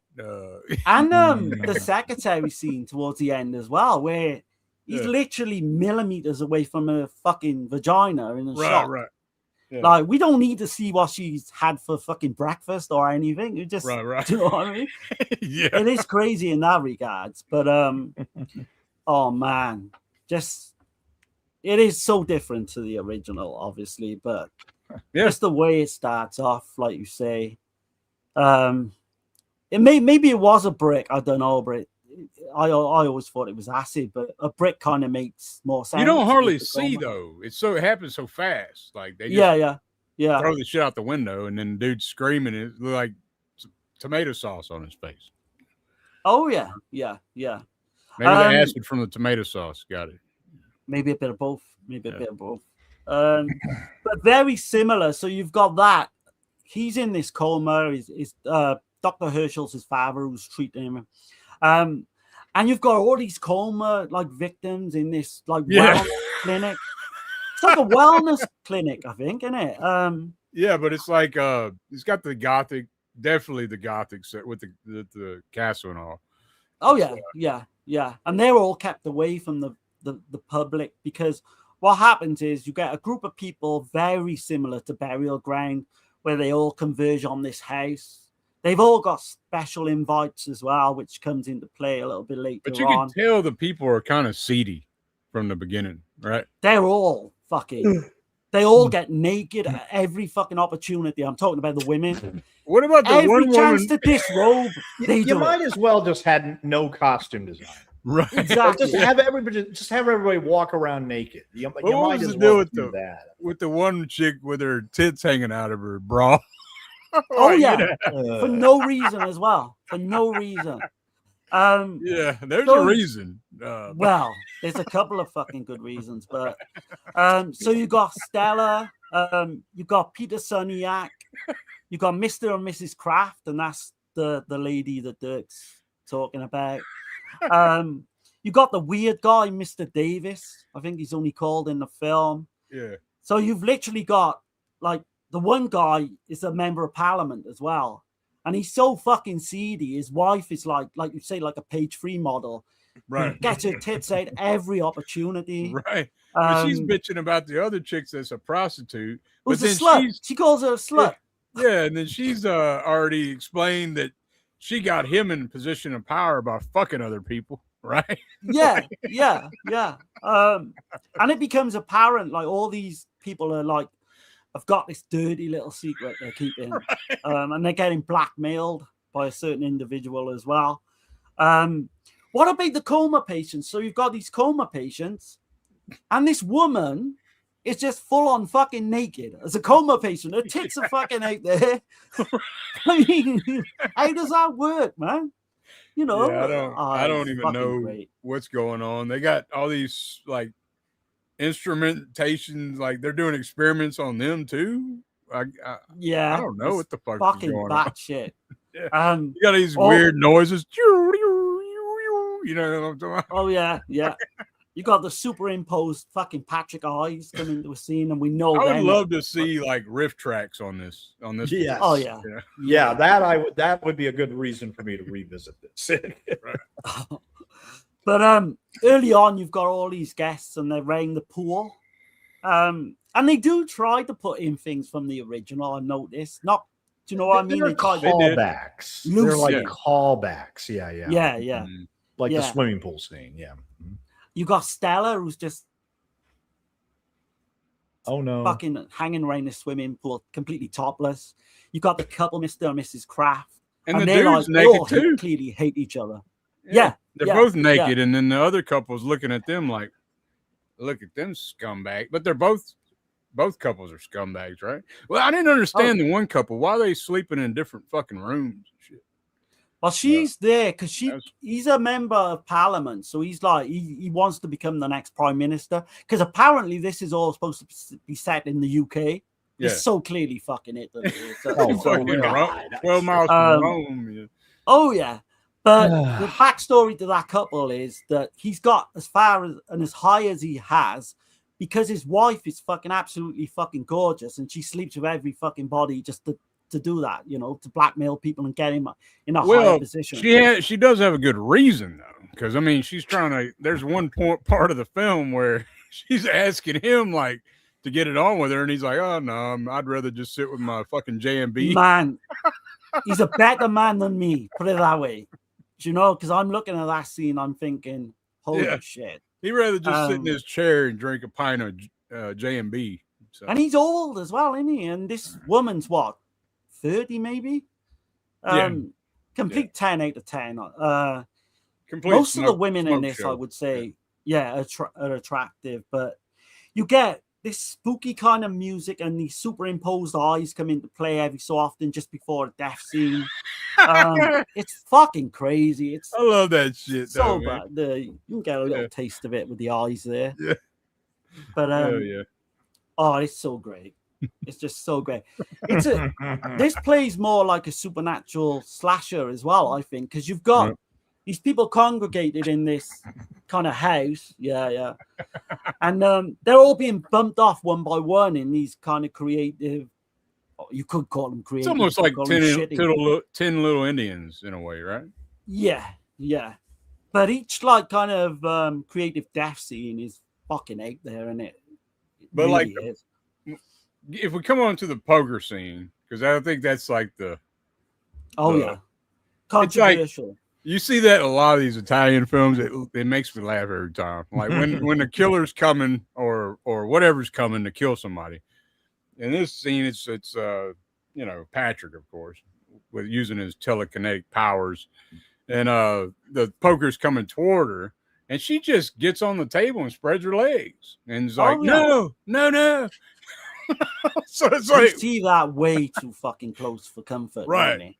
Yeah, little fur burger going on right there, and it's rammed so far that it comes out of her mouth. And how does that work, man? And then her stomach's all like bloating out. I don't know. I guess the poker's just going through, you know. Oh yeah. So it's wild. But you know what I'm talking about in these Italian films, right? Like in Blade in the Dark, this one chick, there's a killer chasing her with a fucking razor knife, and then she hides behind fucking chicken wire. Like, you know what I mean? And then she gets like really close to the chicken wire so he can cut her and shit. So I don't know. It's just that charm. I love that shit. I don't know. It's funny. You've got Lydia plays the secretary in this, and she's one of the hottest fucking secretaries you'll ever see. Yeah. Dude, I swear she reminded me so much of Drew Barrymore. Man, they all are stunning in this, but she does there's one scene towards the end that made me laugh. She's doing her typing, and like a fucking gown or whatever comes open and shit. And man, I mean, she's not there for her secretarial skills. He you know, I guess he does it in the other film too, though. He controls people's minds and shit as well. Like, you know. Well, yeah. He takes a bit of a liking, doesn't he, to Lydia, but not in the same way as the original film does. Right. With Kathy. Yeah. And how we can compare this to the original is beyond me anyway, because it's a completely different thing. It's an unofficial sequel, you know. The only reason why they made this was because it made a shit ton of money in Italy. So they wanted to cash in on it, understandably. Okay, guys, I'm going to be honest. If I was Richard Franklin and I saw this back in 1980, I would be pissed. Right. I would be pissed off. Now, I've said it before on other streams that we've done when we watch these, these Italian movies is that, look, I will contend that the women are insanely gorgeous. Yeah. Like, I mean, like on a scale of 1 to 10, 11, Yeah. type of gorgeous. And if I was a perverted 13-year-old still, I would be in heaven. Oh, yeah.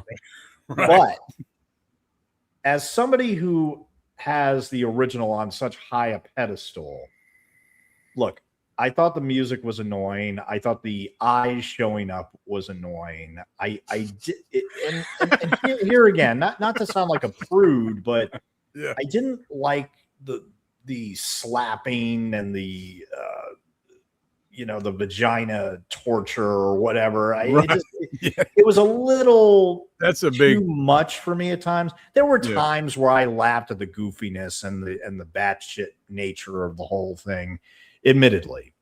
And like I said, the women is what got me through it. But at the same time, I mean, that's why I say, I mean, if I was going to watch this again, it better have either a commentary or a riff tracks, because I kind of struggled with this till the very end. Although the Blu-ray is admittedly very nice. It's very nice looking. Yeah. I wish they had a little more on here. Yeah, I mean, that's the thing. There's only like one interview, and it's like 11 minutes long. Yeah. Right. That's the I mean, only they could have gotten somebody to do a commentary for it, I'm sure. I mean, Troy Hayworth would have done it in a heartbeat, I'm pretty sure. Oh yeah, definitely. And this is uncensored though. So this is uncut, uncensored. It does have that going for it, which explains what's that? What's the runtime on that copy? Just out of curiosity. 95, I want to say, something like 95, because I think the version I saw on YouTube was like 93. It might have been 93. Might have been 93. Actually. Okay. Something like that. Around that mark. 93 minutes. Yep.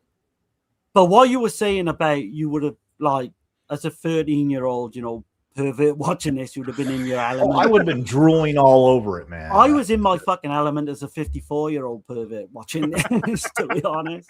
Yeah. It is. Mm-hmm. I mean, the swimming pool scene.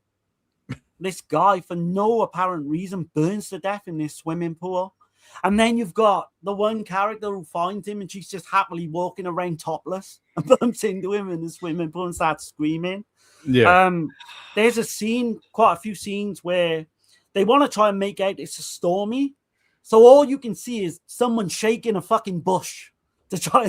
You can clearly tell someone's shaking a bush. But no, man. And all these death scenes are going on, and this Dr. Herschel, he's just so calm at the dinner table. He's like, well, enjoy your vacation, people. Like all these people are dropping like fucking flies. Oh man, it's just. I did like the window being rolled up into her neck. That was actually a pretty cool. Yeah, it was. That was a decent death scene. I mean, he takes a while to notice it as well when he gets in the car. I do have I have something from this book here, the Encyclopedia of Horror, what they have to say. Oh yeah, man, go for it. About this film. It's not long. But see if I don't have my good pair in here, but I'll use these, so just deal with me. Can y'all hear me okay? Yeah. Knock it out, yeah. Mm-hmm. Okay. All right. Landy's film is a drab imitation of Richard Franklin's mediocre Patrick, 1978. You sure Stallman didn't write this? It says the bedridden Patrick, disfigured and paralyzed by an accident, lies in a house where several crimes have been committed, the vibrations of which begin to affect him, but his supernatural psychic powers eventually get the better of the evil forces that surround him. Landy's background as a TV director shows through in the numerous close shots of the hero's zombie-ish looking face, mistakenly equating the size of the close-up with the dramatic intensity of the scene. And I'm like kind of confused by this. So they're saying Patrick's the fucking hero? Like, did y'all get that from that? That everybody's the bad guy except Patrick? I don't know. I have no clue, man. The fuck kind of review is that? I just had to read that because it tripped me out reading that shit. It said mediocre 78 Patrick. I was like, what the fuck?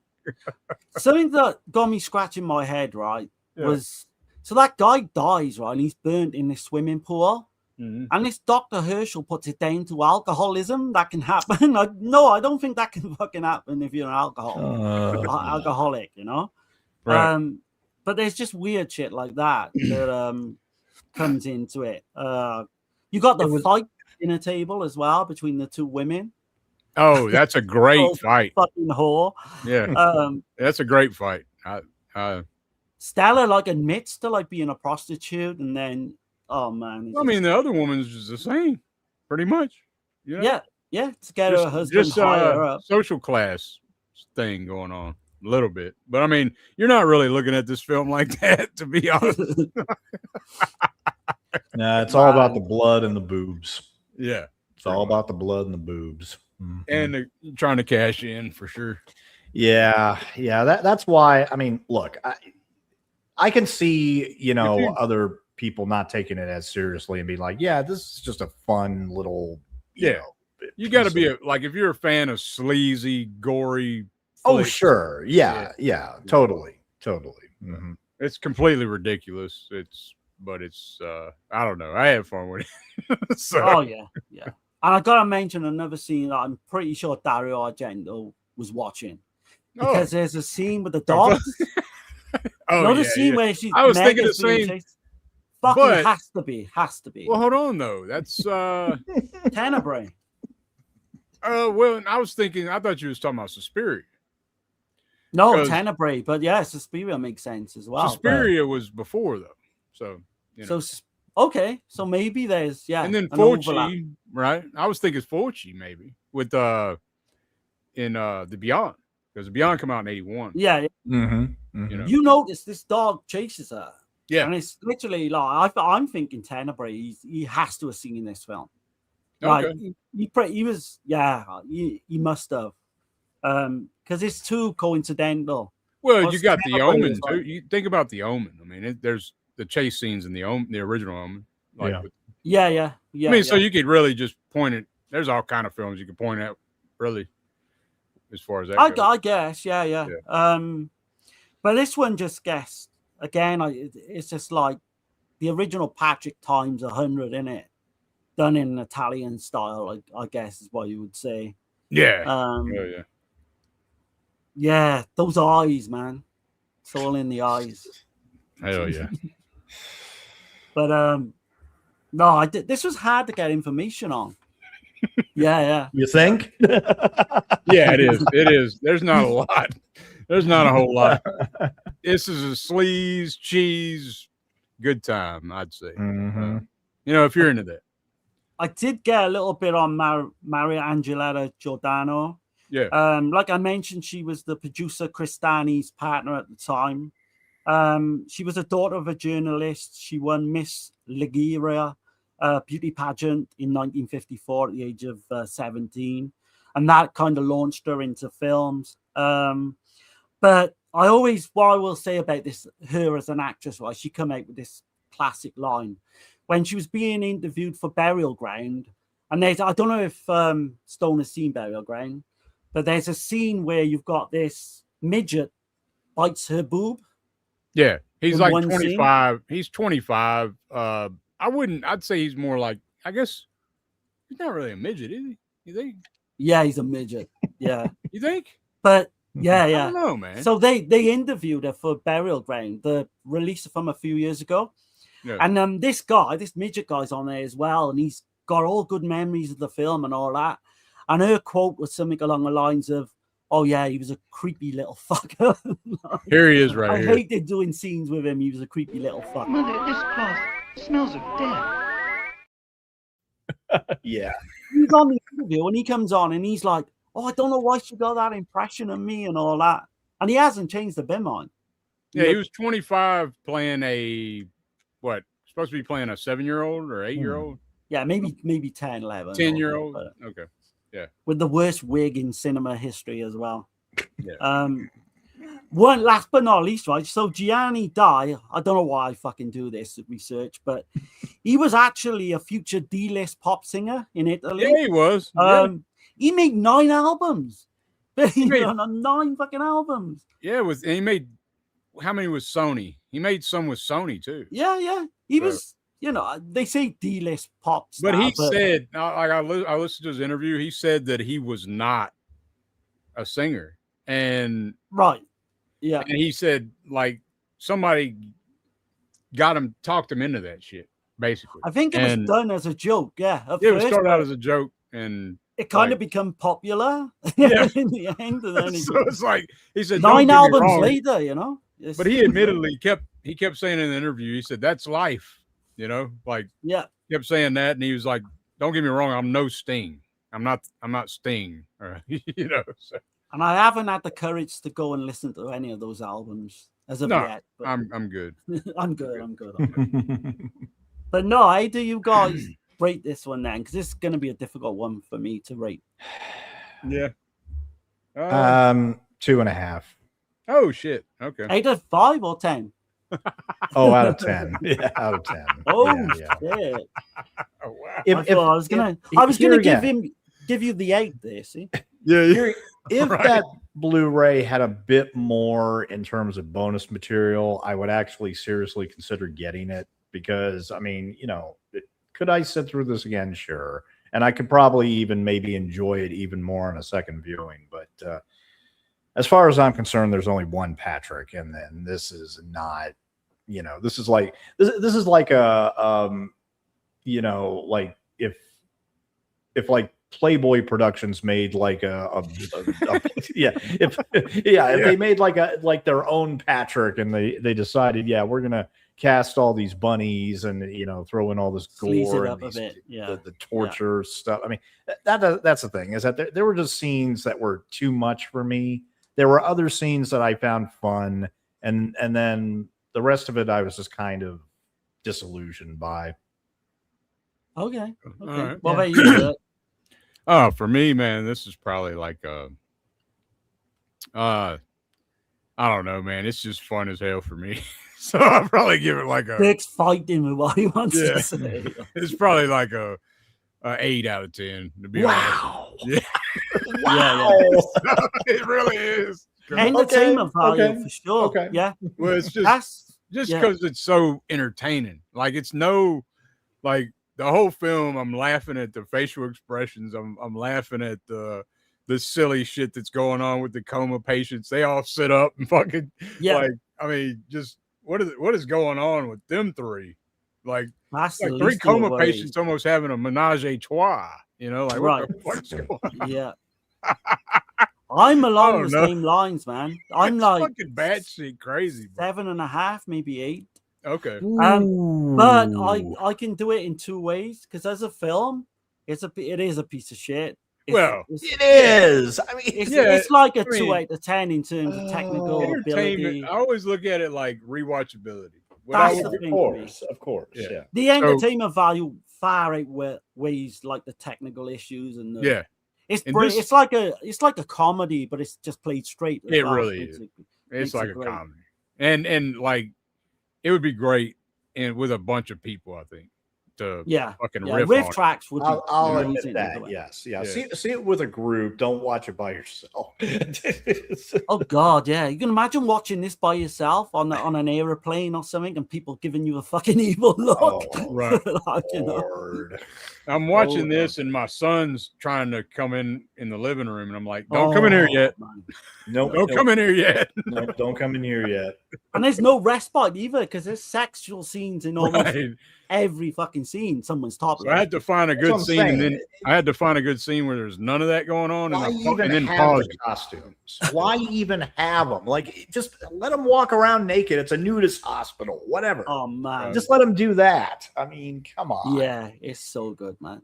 So hopefully we got the people in the chat to press fucking buy this, because that cost me. That's like the best £7-8 I got on sale. I got it on a sale during the Severance summer sale a couple years back, but I'm glad we finally did this so I could enjoy this masterpiece. It's gonna be once or twice a year watch for me as well. But I knew Stone wouldn't like it. I didn't think it would, to be honest. This pair is good with Slaughter Hotel. Yeah. That kind of Zhao in Venice. You know, I've seen Zhao in Venice. It's pretty sleazy too. Which is one of the worst Giallos ever made, but we still gotta do it just for that fact alone, you know. Yeah, it's lazier and all get out. Yeah. But yeah, people go out there, man. If you can get this, even like 15, you can get for like 15 to good buy, I think. Yeah. But you've got to be into these Italian films to enjoy it. You know, Right. you know, if you don't think these Italian films are for you, then I don't know why you're watching this channel, to be honest. But you can go one or two ways, like I say. You know, if you're just a normal, you're just to watch the Patrick review, and the Italian thing isn't for you, then yeah, maybe not. Maybe try and stream it. That Severin Blu-ray is available for $21. See, I'd say that's a good price. I would. I would get it during the sale, like just unless you're just sure you're gonna like this kind of shit. Like think in the same vein as Revenge of the Nerds or Porky's, but Italian style. Yeah, in a way. Like I don't know, not really, but you know what I mean. No, that's Burial Ground. Yeah. Burial Ground's a good one to put it with. Right, I think. Right. That's as close as I can think that this is. Obviously, you've got zombies in Burial Ground. With this, you've just got fucking these supernatural kind of happenings. Yeah, but no, and the facial expressions just kill me. I die laughing from that shit. Just getting the women just getting naked just to get naked. You know, you've got to give it hats off for that. Yeah, and that woman had a problem with her bra, but I guess she's got it sorted out or whatever. But I think she was well aware what she was doing in that scene. But shit, man. All right, man. Hold on, let me catch the chat, and then we will get into the final flick, the final one that we're going to talk about. So let's see. Time to do a runner and say goodnight, Derek, Darren, and Stone and Chet. All right, man. Oh, thanks. Have a good night, Russell. Yeah. You have a good one. He's over there in Canada, man. Have a good one. Stay safe. Let's see. I've seen both Wolf Creek movies. Love them. Never seen the series. I'll check that out. Okay. Yeah, man. Yeah. I'd say I recommend for sure. Let's see. Dirk. Love these new style previews. Cool, man. All right. I was kind of wondering, how y'all was resonating with that. So no, I like them, man. It's different. Okay. It's different. Okay. Let's see. J Real going all ham with that narration. Yeah. Hell yeah. Let's see. Love Johnny's Got His Gun. 71 and Metallica bought the rights to the film for their video 1. Yes. That absolutely does remind me of Patrick as well. Yeah, that video. Where you've got the guy led in bed. It's same. Yeah. Can't do nothing. Absolutely. Let's see. Gene Simmons was great and wanted Dead or Alive with Rutger Hauer. Oh, I need to see that one. I've seen that. Yeah. I actually own that. I bought the Kino one day. They had during a Kino sale. So, and by the way, the Kino sale will be over tomorrow. If anybody wants to check some titles, like take advantage some really of it damn now. good deals. Yeah. Really good deals. And one thing I like about Kino, man, I think it's like $60 and free shipping. As long as you spend $60. Can't go wrong, man. So, yep. Let's see. You got Fat Pig the Conqueror in here. What's going on? Hey, what's up, man? Let's see. Flesh and Blood with Rutger Hauer and Jennifer Jason Leigh. Directed by Paul Verhoeven. Yeah, that was his American debut. That was released by Orion Pictures in '85, but it bombed. And he was lucky to get that script for RoboCop because that really turned his career around. But Flesh and Blood is fun. I mean, the medieval hot tubbing with Rutger and Jennifer is what makes the movie. Jennifer Jason Leigh at one time was my favorite actress. She's pretty damn. She's pretty. So you've seen Eyes of a Stranger. Yes, Like that's one of my favorite. I finally did see Adore it. it. Yeah, Adore Eyes of the finally saw it, man, and loved it. Loved it. Absolutely. I think I was trying to get Dirt to watch that one night for Yeah. quite a Darren's while. the one that got me to check. He's the one that made me like. I bought the damn thing because he talked it up so much, and I was like, Yeah, well, yeah. he's I have the Scream Factory Blu-ray. That's the one I got. That's the one. That's the one Yep. to get. That's the one. Love that film. Love that film. Let's see, classic film. Tales from the Crypt is a classic. Yeah. Let's see. I love Embrace of the Vampire with Alyssa Milano. Okay. I've never seen that, I don't think. Let's see, Alyssa Milano. I have to check Embrace of the Vampire. Okay. Let's see. I was 13 in 1969. Oh, shit. Okay. Wow. Gotcha. Love, I Drink Your Blood. Absolutely. It's Yeah. a banger. And I Eat Your Skin. Yeah. Good double bill. Good double bill. Love sleazy gore films. Hell yeah. Mm-hmm. Embrace is on YouTube. Cool. Okay. Just watch School of the Holy Beast. Awesome. Okay. Not How seen was that it? one. Haven't seen it. Darren, the president of the Peter Bark fan club. The one and Absolutely. only. Yeah. The one and only. I want to join. He Okay. wants to join the fan club. Yeah. All this time watching, and I just realized that's Patrick's head on the pillow behind Dirt. Yeah. Yeah, it absolutely That's is. Peter Bark. Yeah, Peter Bark. Peter Bark. Let's see. Barrel Ground. Yep. Let's see. Let's see. Yep. That's where I got it. The Barrel Ground bundle. Ah, I bummed I missed out on that, man. You can get the pillowcase separate now. Can you? Yeah. It was in the bundle on there as well. It was in the bundle, At but first, you can get yeah. it separate now, and it's not that much. Okay, I'll get it. But yeah, man, we're gonna get on to the 2013 Patrick Evil Awakens. Yeah. And see what y'all. Before we get into it, of course, we got somebody who's gonna narrate a little bit, set it up, and here we go. If I can find the damn, here we go. Yeah. Patrick, Evil Awakens 2013 is a slick, gothic-tinged Australian remake of the 1978 Ozploitation cult classic Patrick, reimagining the telekinetic coma stalker premise for the modern haunted clinic era. Think the autopsy of Jane Doe meets Carrie in a decaying Victorian mansion by the sea. Nurse Kathy Jacquard takes a job at the isolated Roget Clinic, a private psychiatric facility run by the brilliant but ethically compromised Dr. Sebastian Roget and his iron-fisted matron Cassidy. The clinic's star patient is Patrick Thompson, a comatose young man who killed his mother and her lover years earlier and now lies in room 15 while Roget subjects him to experimental treatments. Though officially unresponsive, Patrick begins communicating with Kathy via electronic devices and gradually uses his telekinetic powers to manipulate her life and eliminate anyone he perceives as a threat to their relationship. All right. Well, this one here, I've got to be honest. I'm not. I love the lead actress. I love her in other You're Next. And I think she does a decent role. I think she does a decent job for what she's given to do. But the aesthetic and the CGI takes me way the fuck out of the film. And just what stood out to me was Charles Dance, Rachel Griffiths, and the lady that plays the nurse. Her name escapes me at the moment. Look, they're adequate stand-ins for the originals. They're adequate. Mm-hmm.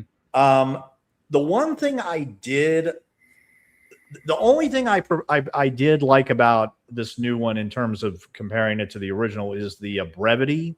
I like how they composite some of the male characters and get rid of a few of them by just combining them, like you know, the husband and the doctor that she likes. Mm-hmm. What I didn't particularly care for was making the matricide revelation being embedded into the climax. Whereas in the original, we see exactly what happens in the beginning, Mm-hmm. and it shocks you from the very beginning. This is as a remake, I think it just goes through the motions. It doesn't have any real surprises or any.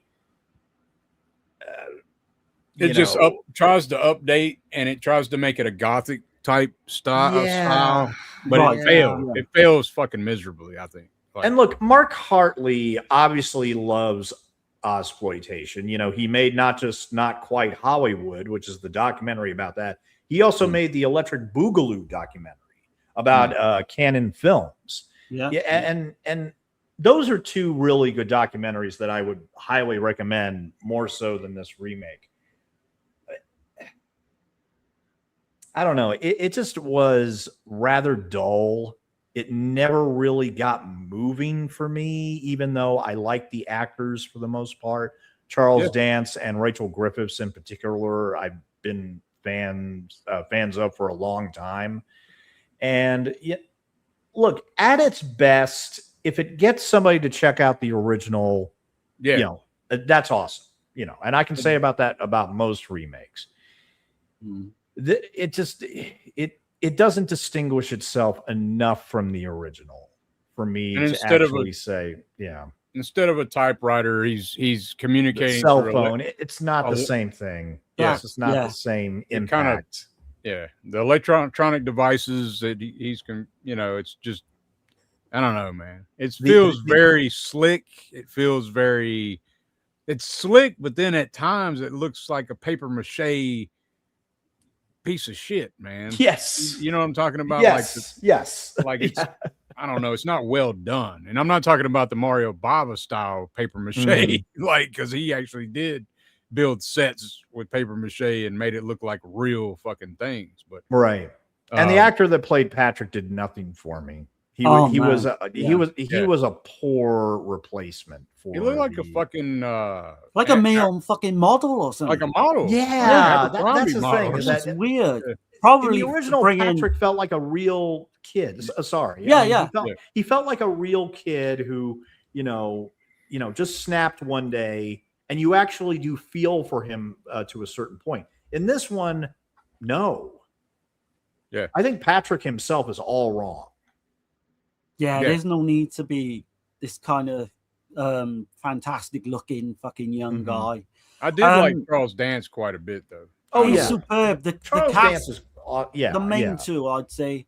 I didn't like the fact that there's 5 or 6 kind of lines in the film or scenes that they just use exactly from the fucking original. And they kind of put them in there, but they mix it all up. I kind of liked this on first watch earlier on in the week, but it went down a little bit on second watch. The music is fantastic. Pino Donaggio score. Sure. I really like the music. Yeah, but I'm like you. Yeah. It's done the way it's done. I've seen like a dark copy on YouTube anyway. But that gothic look and all that, but it's too fucking. It doesn't nail. Bleak. It doesn't get the. It does gothic, but it does it in a very slick way, like where it's. It feels generic. It don't feel. It's too real. slick. Yeah. It don't feel. It feels artificial as fuck.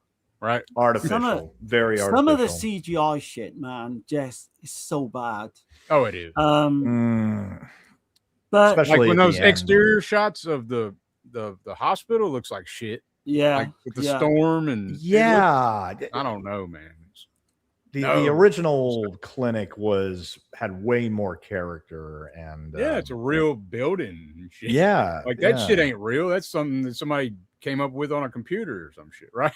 That's exactly what I was thinking. Yeah, that's I wish they would have strayed away from the original a little bit while still kind of telling the same story. I mean, it felt like it depended upon the original, which it shouldn't have done. That's the thing, is that should have done its own thing. Yeah. It should have done its own thing. Yep. I agree. I mean, the cast is good, but they're let down by the execution. Yeah, the material they're working with, you know. Yeah. And I guess the budget, I don't know what the budget was on this, but it probably wasn't a whole lot, I wouldn't imagine. No, I wouldn't have thought so. in terms of the cast, I do think Rachel Griffiths is fantastic as the matron Cassidy. I've always loved her. Always. The main three, yeah, like you say, are the and this is an Australian as well. And I noticed again, I always do. Some of the Australian soap actors turn up in this as well. There's a nurse at the beginning, which is completely different to the original. Gets killed in a lift or goes missing during the film, and she pops up back at the end. I recognize that actress as Janae from Neighbours. But no, I think it's a good maybe one-time watch if you're curious about the original. If you just gotta see what if you like you say, if you're curious, I guess. But there's not much else though to really recommend it at all. No, and if you've seen the first Patrick, like I would say, don't bother. But it's completely up to you if you want to do that. It's not the worst of horror remakes that are out there. No, it's not. No, I mean unlike Patrick Still Lives, at least it respects the original. Yeah. At least it does that. But that's the thing. It's still very mediocre, very artificial, like you said, artificial and mediocre. It doesn't fulfill. It's too dark too, right? Yeah, it's way too dark. Like I think. Yes, I agree with that too. I mean, I can see if I guess they're trying to go. They were trying to do something different in that regard because the original Patrick, everything's real bright lit, for the most part. In the original, but in this one, it's way too dark. Like I would say, in a lot of scenes. Yeah. No, you're right. Yeah, it's I don't know. Like it's one of those films that either way, I can't say I hated it, but there's no way I loved it either. No, I don't hate it. Kind of bang in the middle for me. I probably liked it maybe from what I'm hearing you guys, maybe a little bit more than both of you, but it's just man, when I see that other shit pop up in the film, it just pulls me right out. And then when I see like the glass, it don't, with the eye, like I don't know, it just whoa. It's predictable as well. I know because it looked like a PlayStation fucking graphics. Yeah, in some parts of the film, like you know what I mean, like the first PlayStation. Like it's very predictable as well because they do so much the same, like the flashback scenes and what have you with the original. The way he kills the mother and lover. No, man, I don't know. I can't recommend this one. Squandered potential, but I think Lorne said he thought it was okay, didn't he? We was talking to him after Region 3. I think he said it was a decent remake, but not, nothing to write home about from what I can remember him saying. It's decent, but that's it. I'm not yeah. No, I would put it as far as remakes go. I would put it over a lot of different remakes. Well, The Fog for sure. The Fog is or Black Christmas or Nightmare on Elm Street. Yeah, I would put it above all those. Yeah, I don't know. I wouldn't put it above Nightmare on Elm Street remake, but really? Oh, okay. No, I do kind of like that one. I don't like that shit at all. I don't gotta mind be that honest. I fucking hate. I like that one more than the Friday the 13th Texas Chainsaw. Oh no. But, I would like the Friday remake. To me, I don't know. I dig it. I know it's got some too. I know it's got some silly shit it says, but that opening scene in the remake, I love that shit. With the woman burning in the sleeping bag and shit on the fire. It's pretty. I don't know. Anyway, I'm not going to go on a tangent on the remake spin, but. And I was going to say, buyer beware. Buyer beware. Oh yeah, you don't want to. Don't. I mean, the Blu-ray that was put out by Phase 4 Films. Get this. The video and audio qualities are apparently less than stellar, according to Blu-ray.com. But even worse than that. It says on the back that the special features include a behind-the-scenes featurette and interviews with the cast. What I read is that the interviews are super brief, and there is no behind-the-scenes featurette on the disc. Oh, wow. So, yeah, in that sense, I think I'd rather get Patrick Lives Again than buy the Blu-ray for this new Patrick. I mean, look, bottom line, I think nice try, no cigar. Yeah. Right. Would Yeah, you I- buy this if you went to the thrift store or like a second-hand shop, we call them in the UK, and this was like $1? Would you pick it up No, just to have the free? no, I wouldn't. I think I would actually if it was like £1 or something. I think I'm I never would. gonna watch this shit ever again. Yeah, I'm never but gonna watch it I'm again. anal where I want the three of them. I'm not gonna watch You know what I it. mean? I'm never gonna fucking watch it. There's not much you can find out about this either, because Richard E. Grant was going to play the original Dr. Roger, but I'm glad they went with Charles Dance. I know what you mean, Darren, but like me, where I'm at now, like space is limited with fucking. Well, you've got to think I'm Yeah. what 55 at the Yeah, end of the I don't. month I as don't well, think I so would pick it up. Yeah. The weird thing is, I would out of curiosity, because like you said, I would want to see those interviews, even if they're not long. yes, yeah, but okay, You could I'm going to probably- give the Patrick remake a 4 out of 10. Oh, And- okay. But even though I'm giving it only a slightly better rating than Patrick Still Lives, I mean, in all honesty, I think I'd rather watch Patrick Still Lives again. Right. Oh, Just for 100%. the Yeah. bad shit 100%. nature. I mean, no, the remake is arguably better. It's way better made. And, Yeah. and there's a lot more. Except some of that bullshit. Right. There's a lot more to offer aside from the boobs and the blood. Oh yeah, there's But at the actual same story, time, but I mean, this is a weird split decision for me because, Mark Hartley, I have nothing but respect for the guy. I think he's still a better documentarian.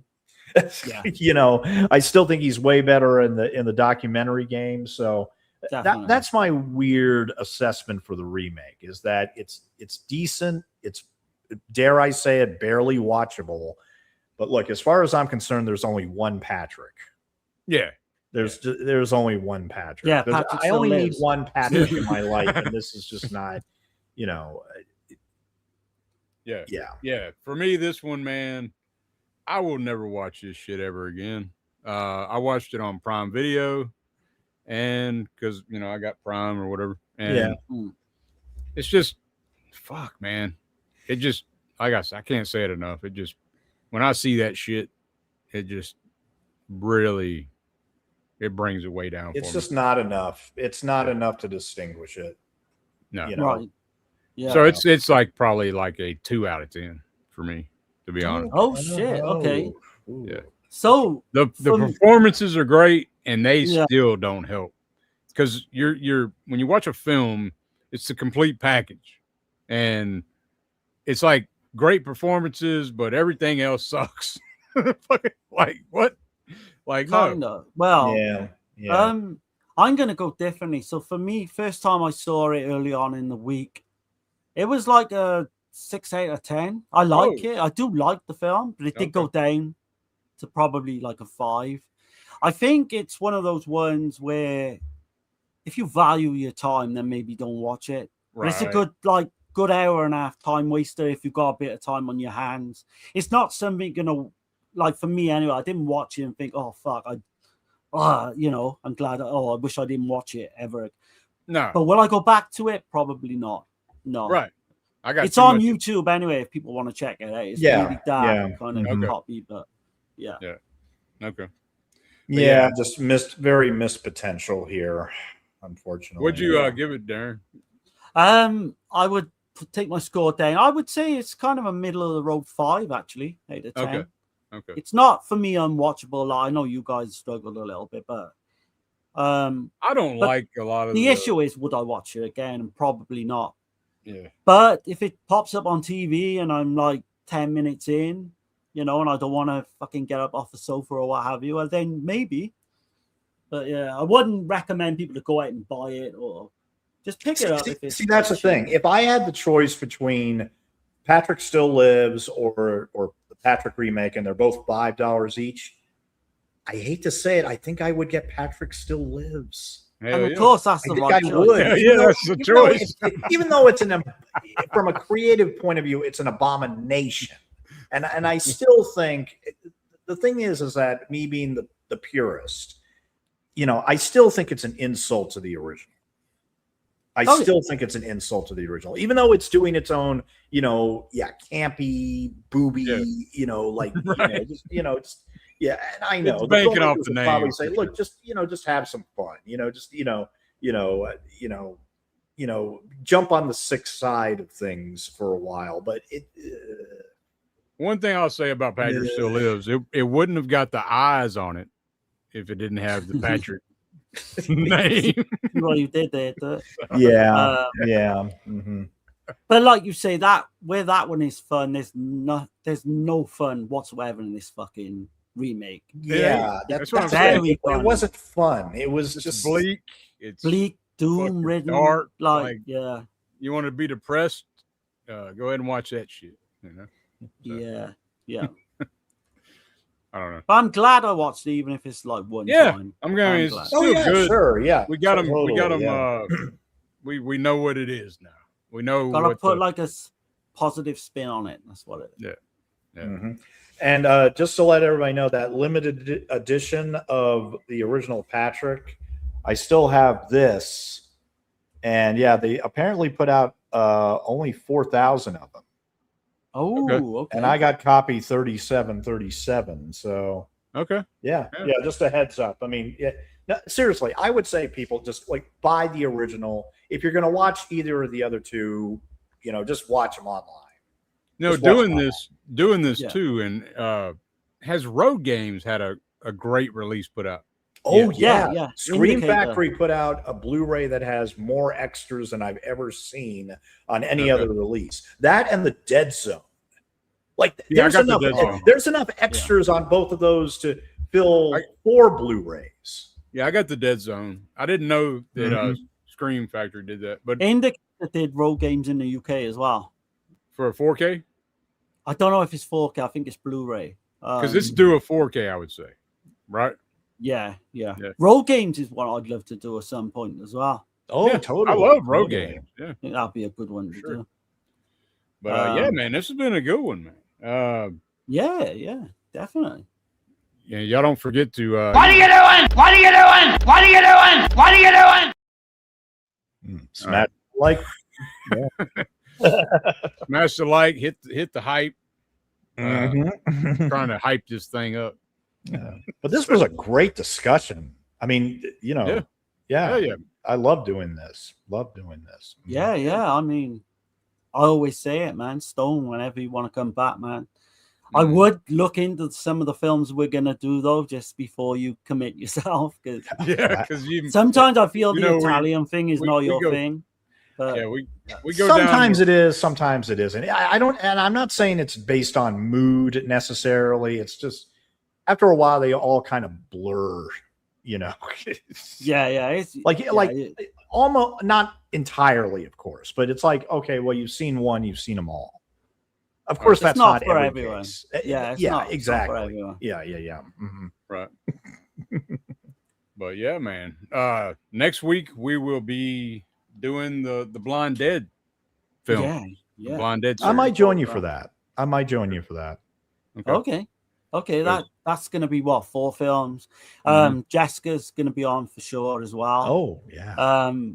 I would say to Stone, no, I'd maybe watch them first before you commit, because they might. Of course, yeah. To see if you I don't know will where like- that will I don't go know. actually. Yeah. Either way. Yeah. But- We'll give you the option anyway. Oh, totally. I appreciate it. Appreciate it. Yeah. Mhm. But Have yeah. you got anything you want to promote, Stone, at all? I'll be doing an audio commentary on Saturday for the 1966 Batman movie with Adam West and Burt Ward, because it is the 60th anniversary. Oh shit. Oh, Yeah. Look, I know. Yeah, the Dark Knight films are like the greatest Batman movies, but look, I still have a soft spot for the Adam West Batman, even if it was a comedy, and even though it mocked the original comics, it did so with just nothing but love and affection. I'm not as big on the Dark Knight Nolan's films. I'm not as big on them as others. Like But yeah, I mean, I've never seen any of those like Batman films. But Oh, I do, really? But I do enjoy the series from the 60s because I grew up with that shit. well, But no, I 80, don't- 89 Batman for me. That's the one. Oh yeah, I mean, I saw Batman '89 when I was 10 with my dad, and Yeah, I same. thought it was I like saw one it of the very young. coolest things I've ever seen in my life. But I Is that the still one have with a- Nicholson as a Joker? Oh yeah. Yep. That's the Oh, last yeah. one I've seen. Yeah, Yep.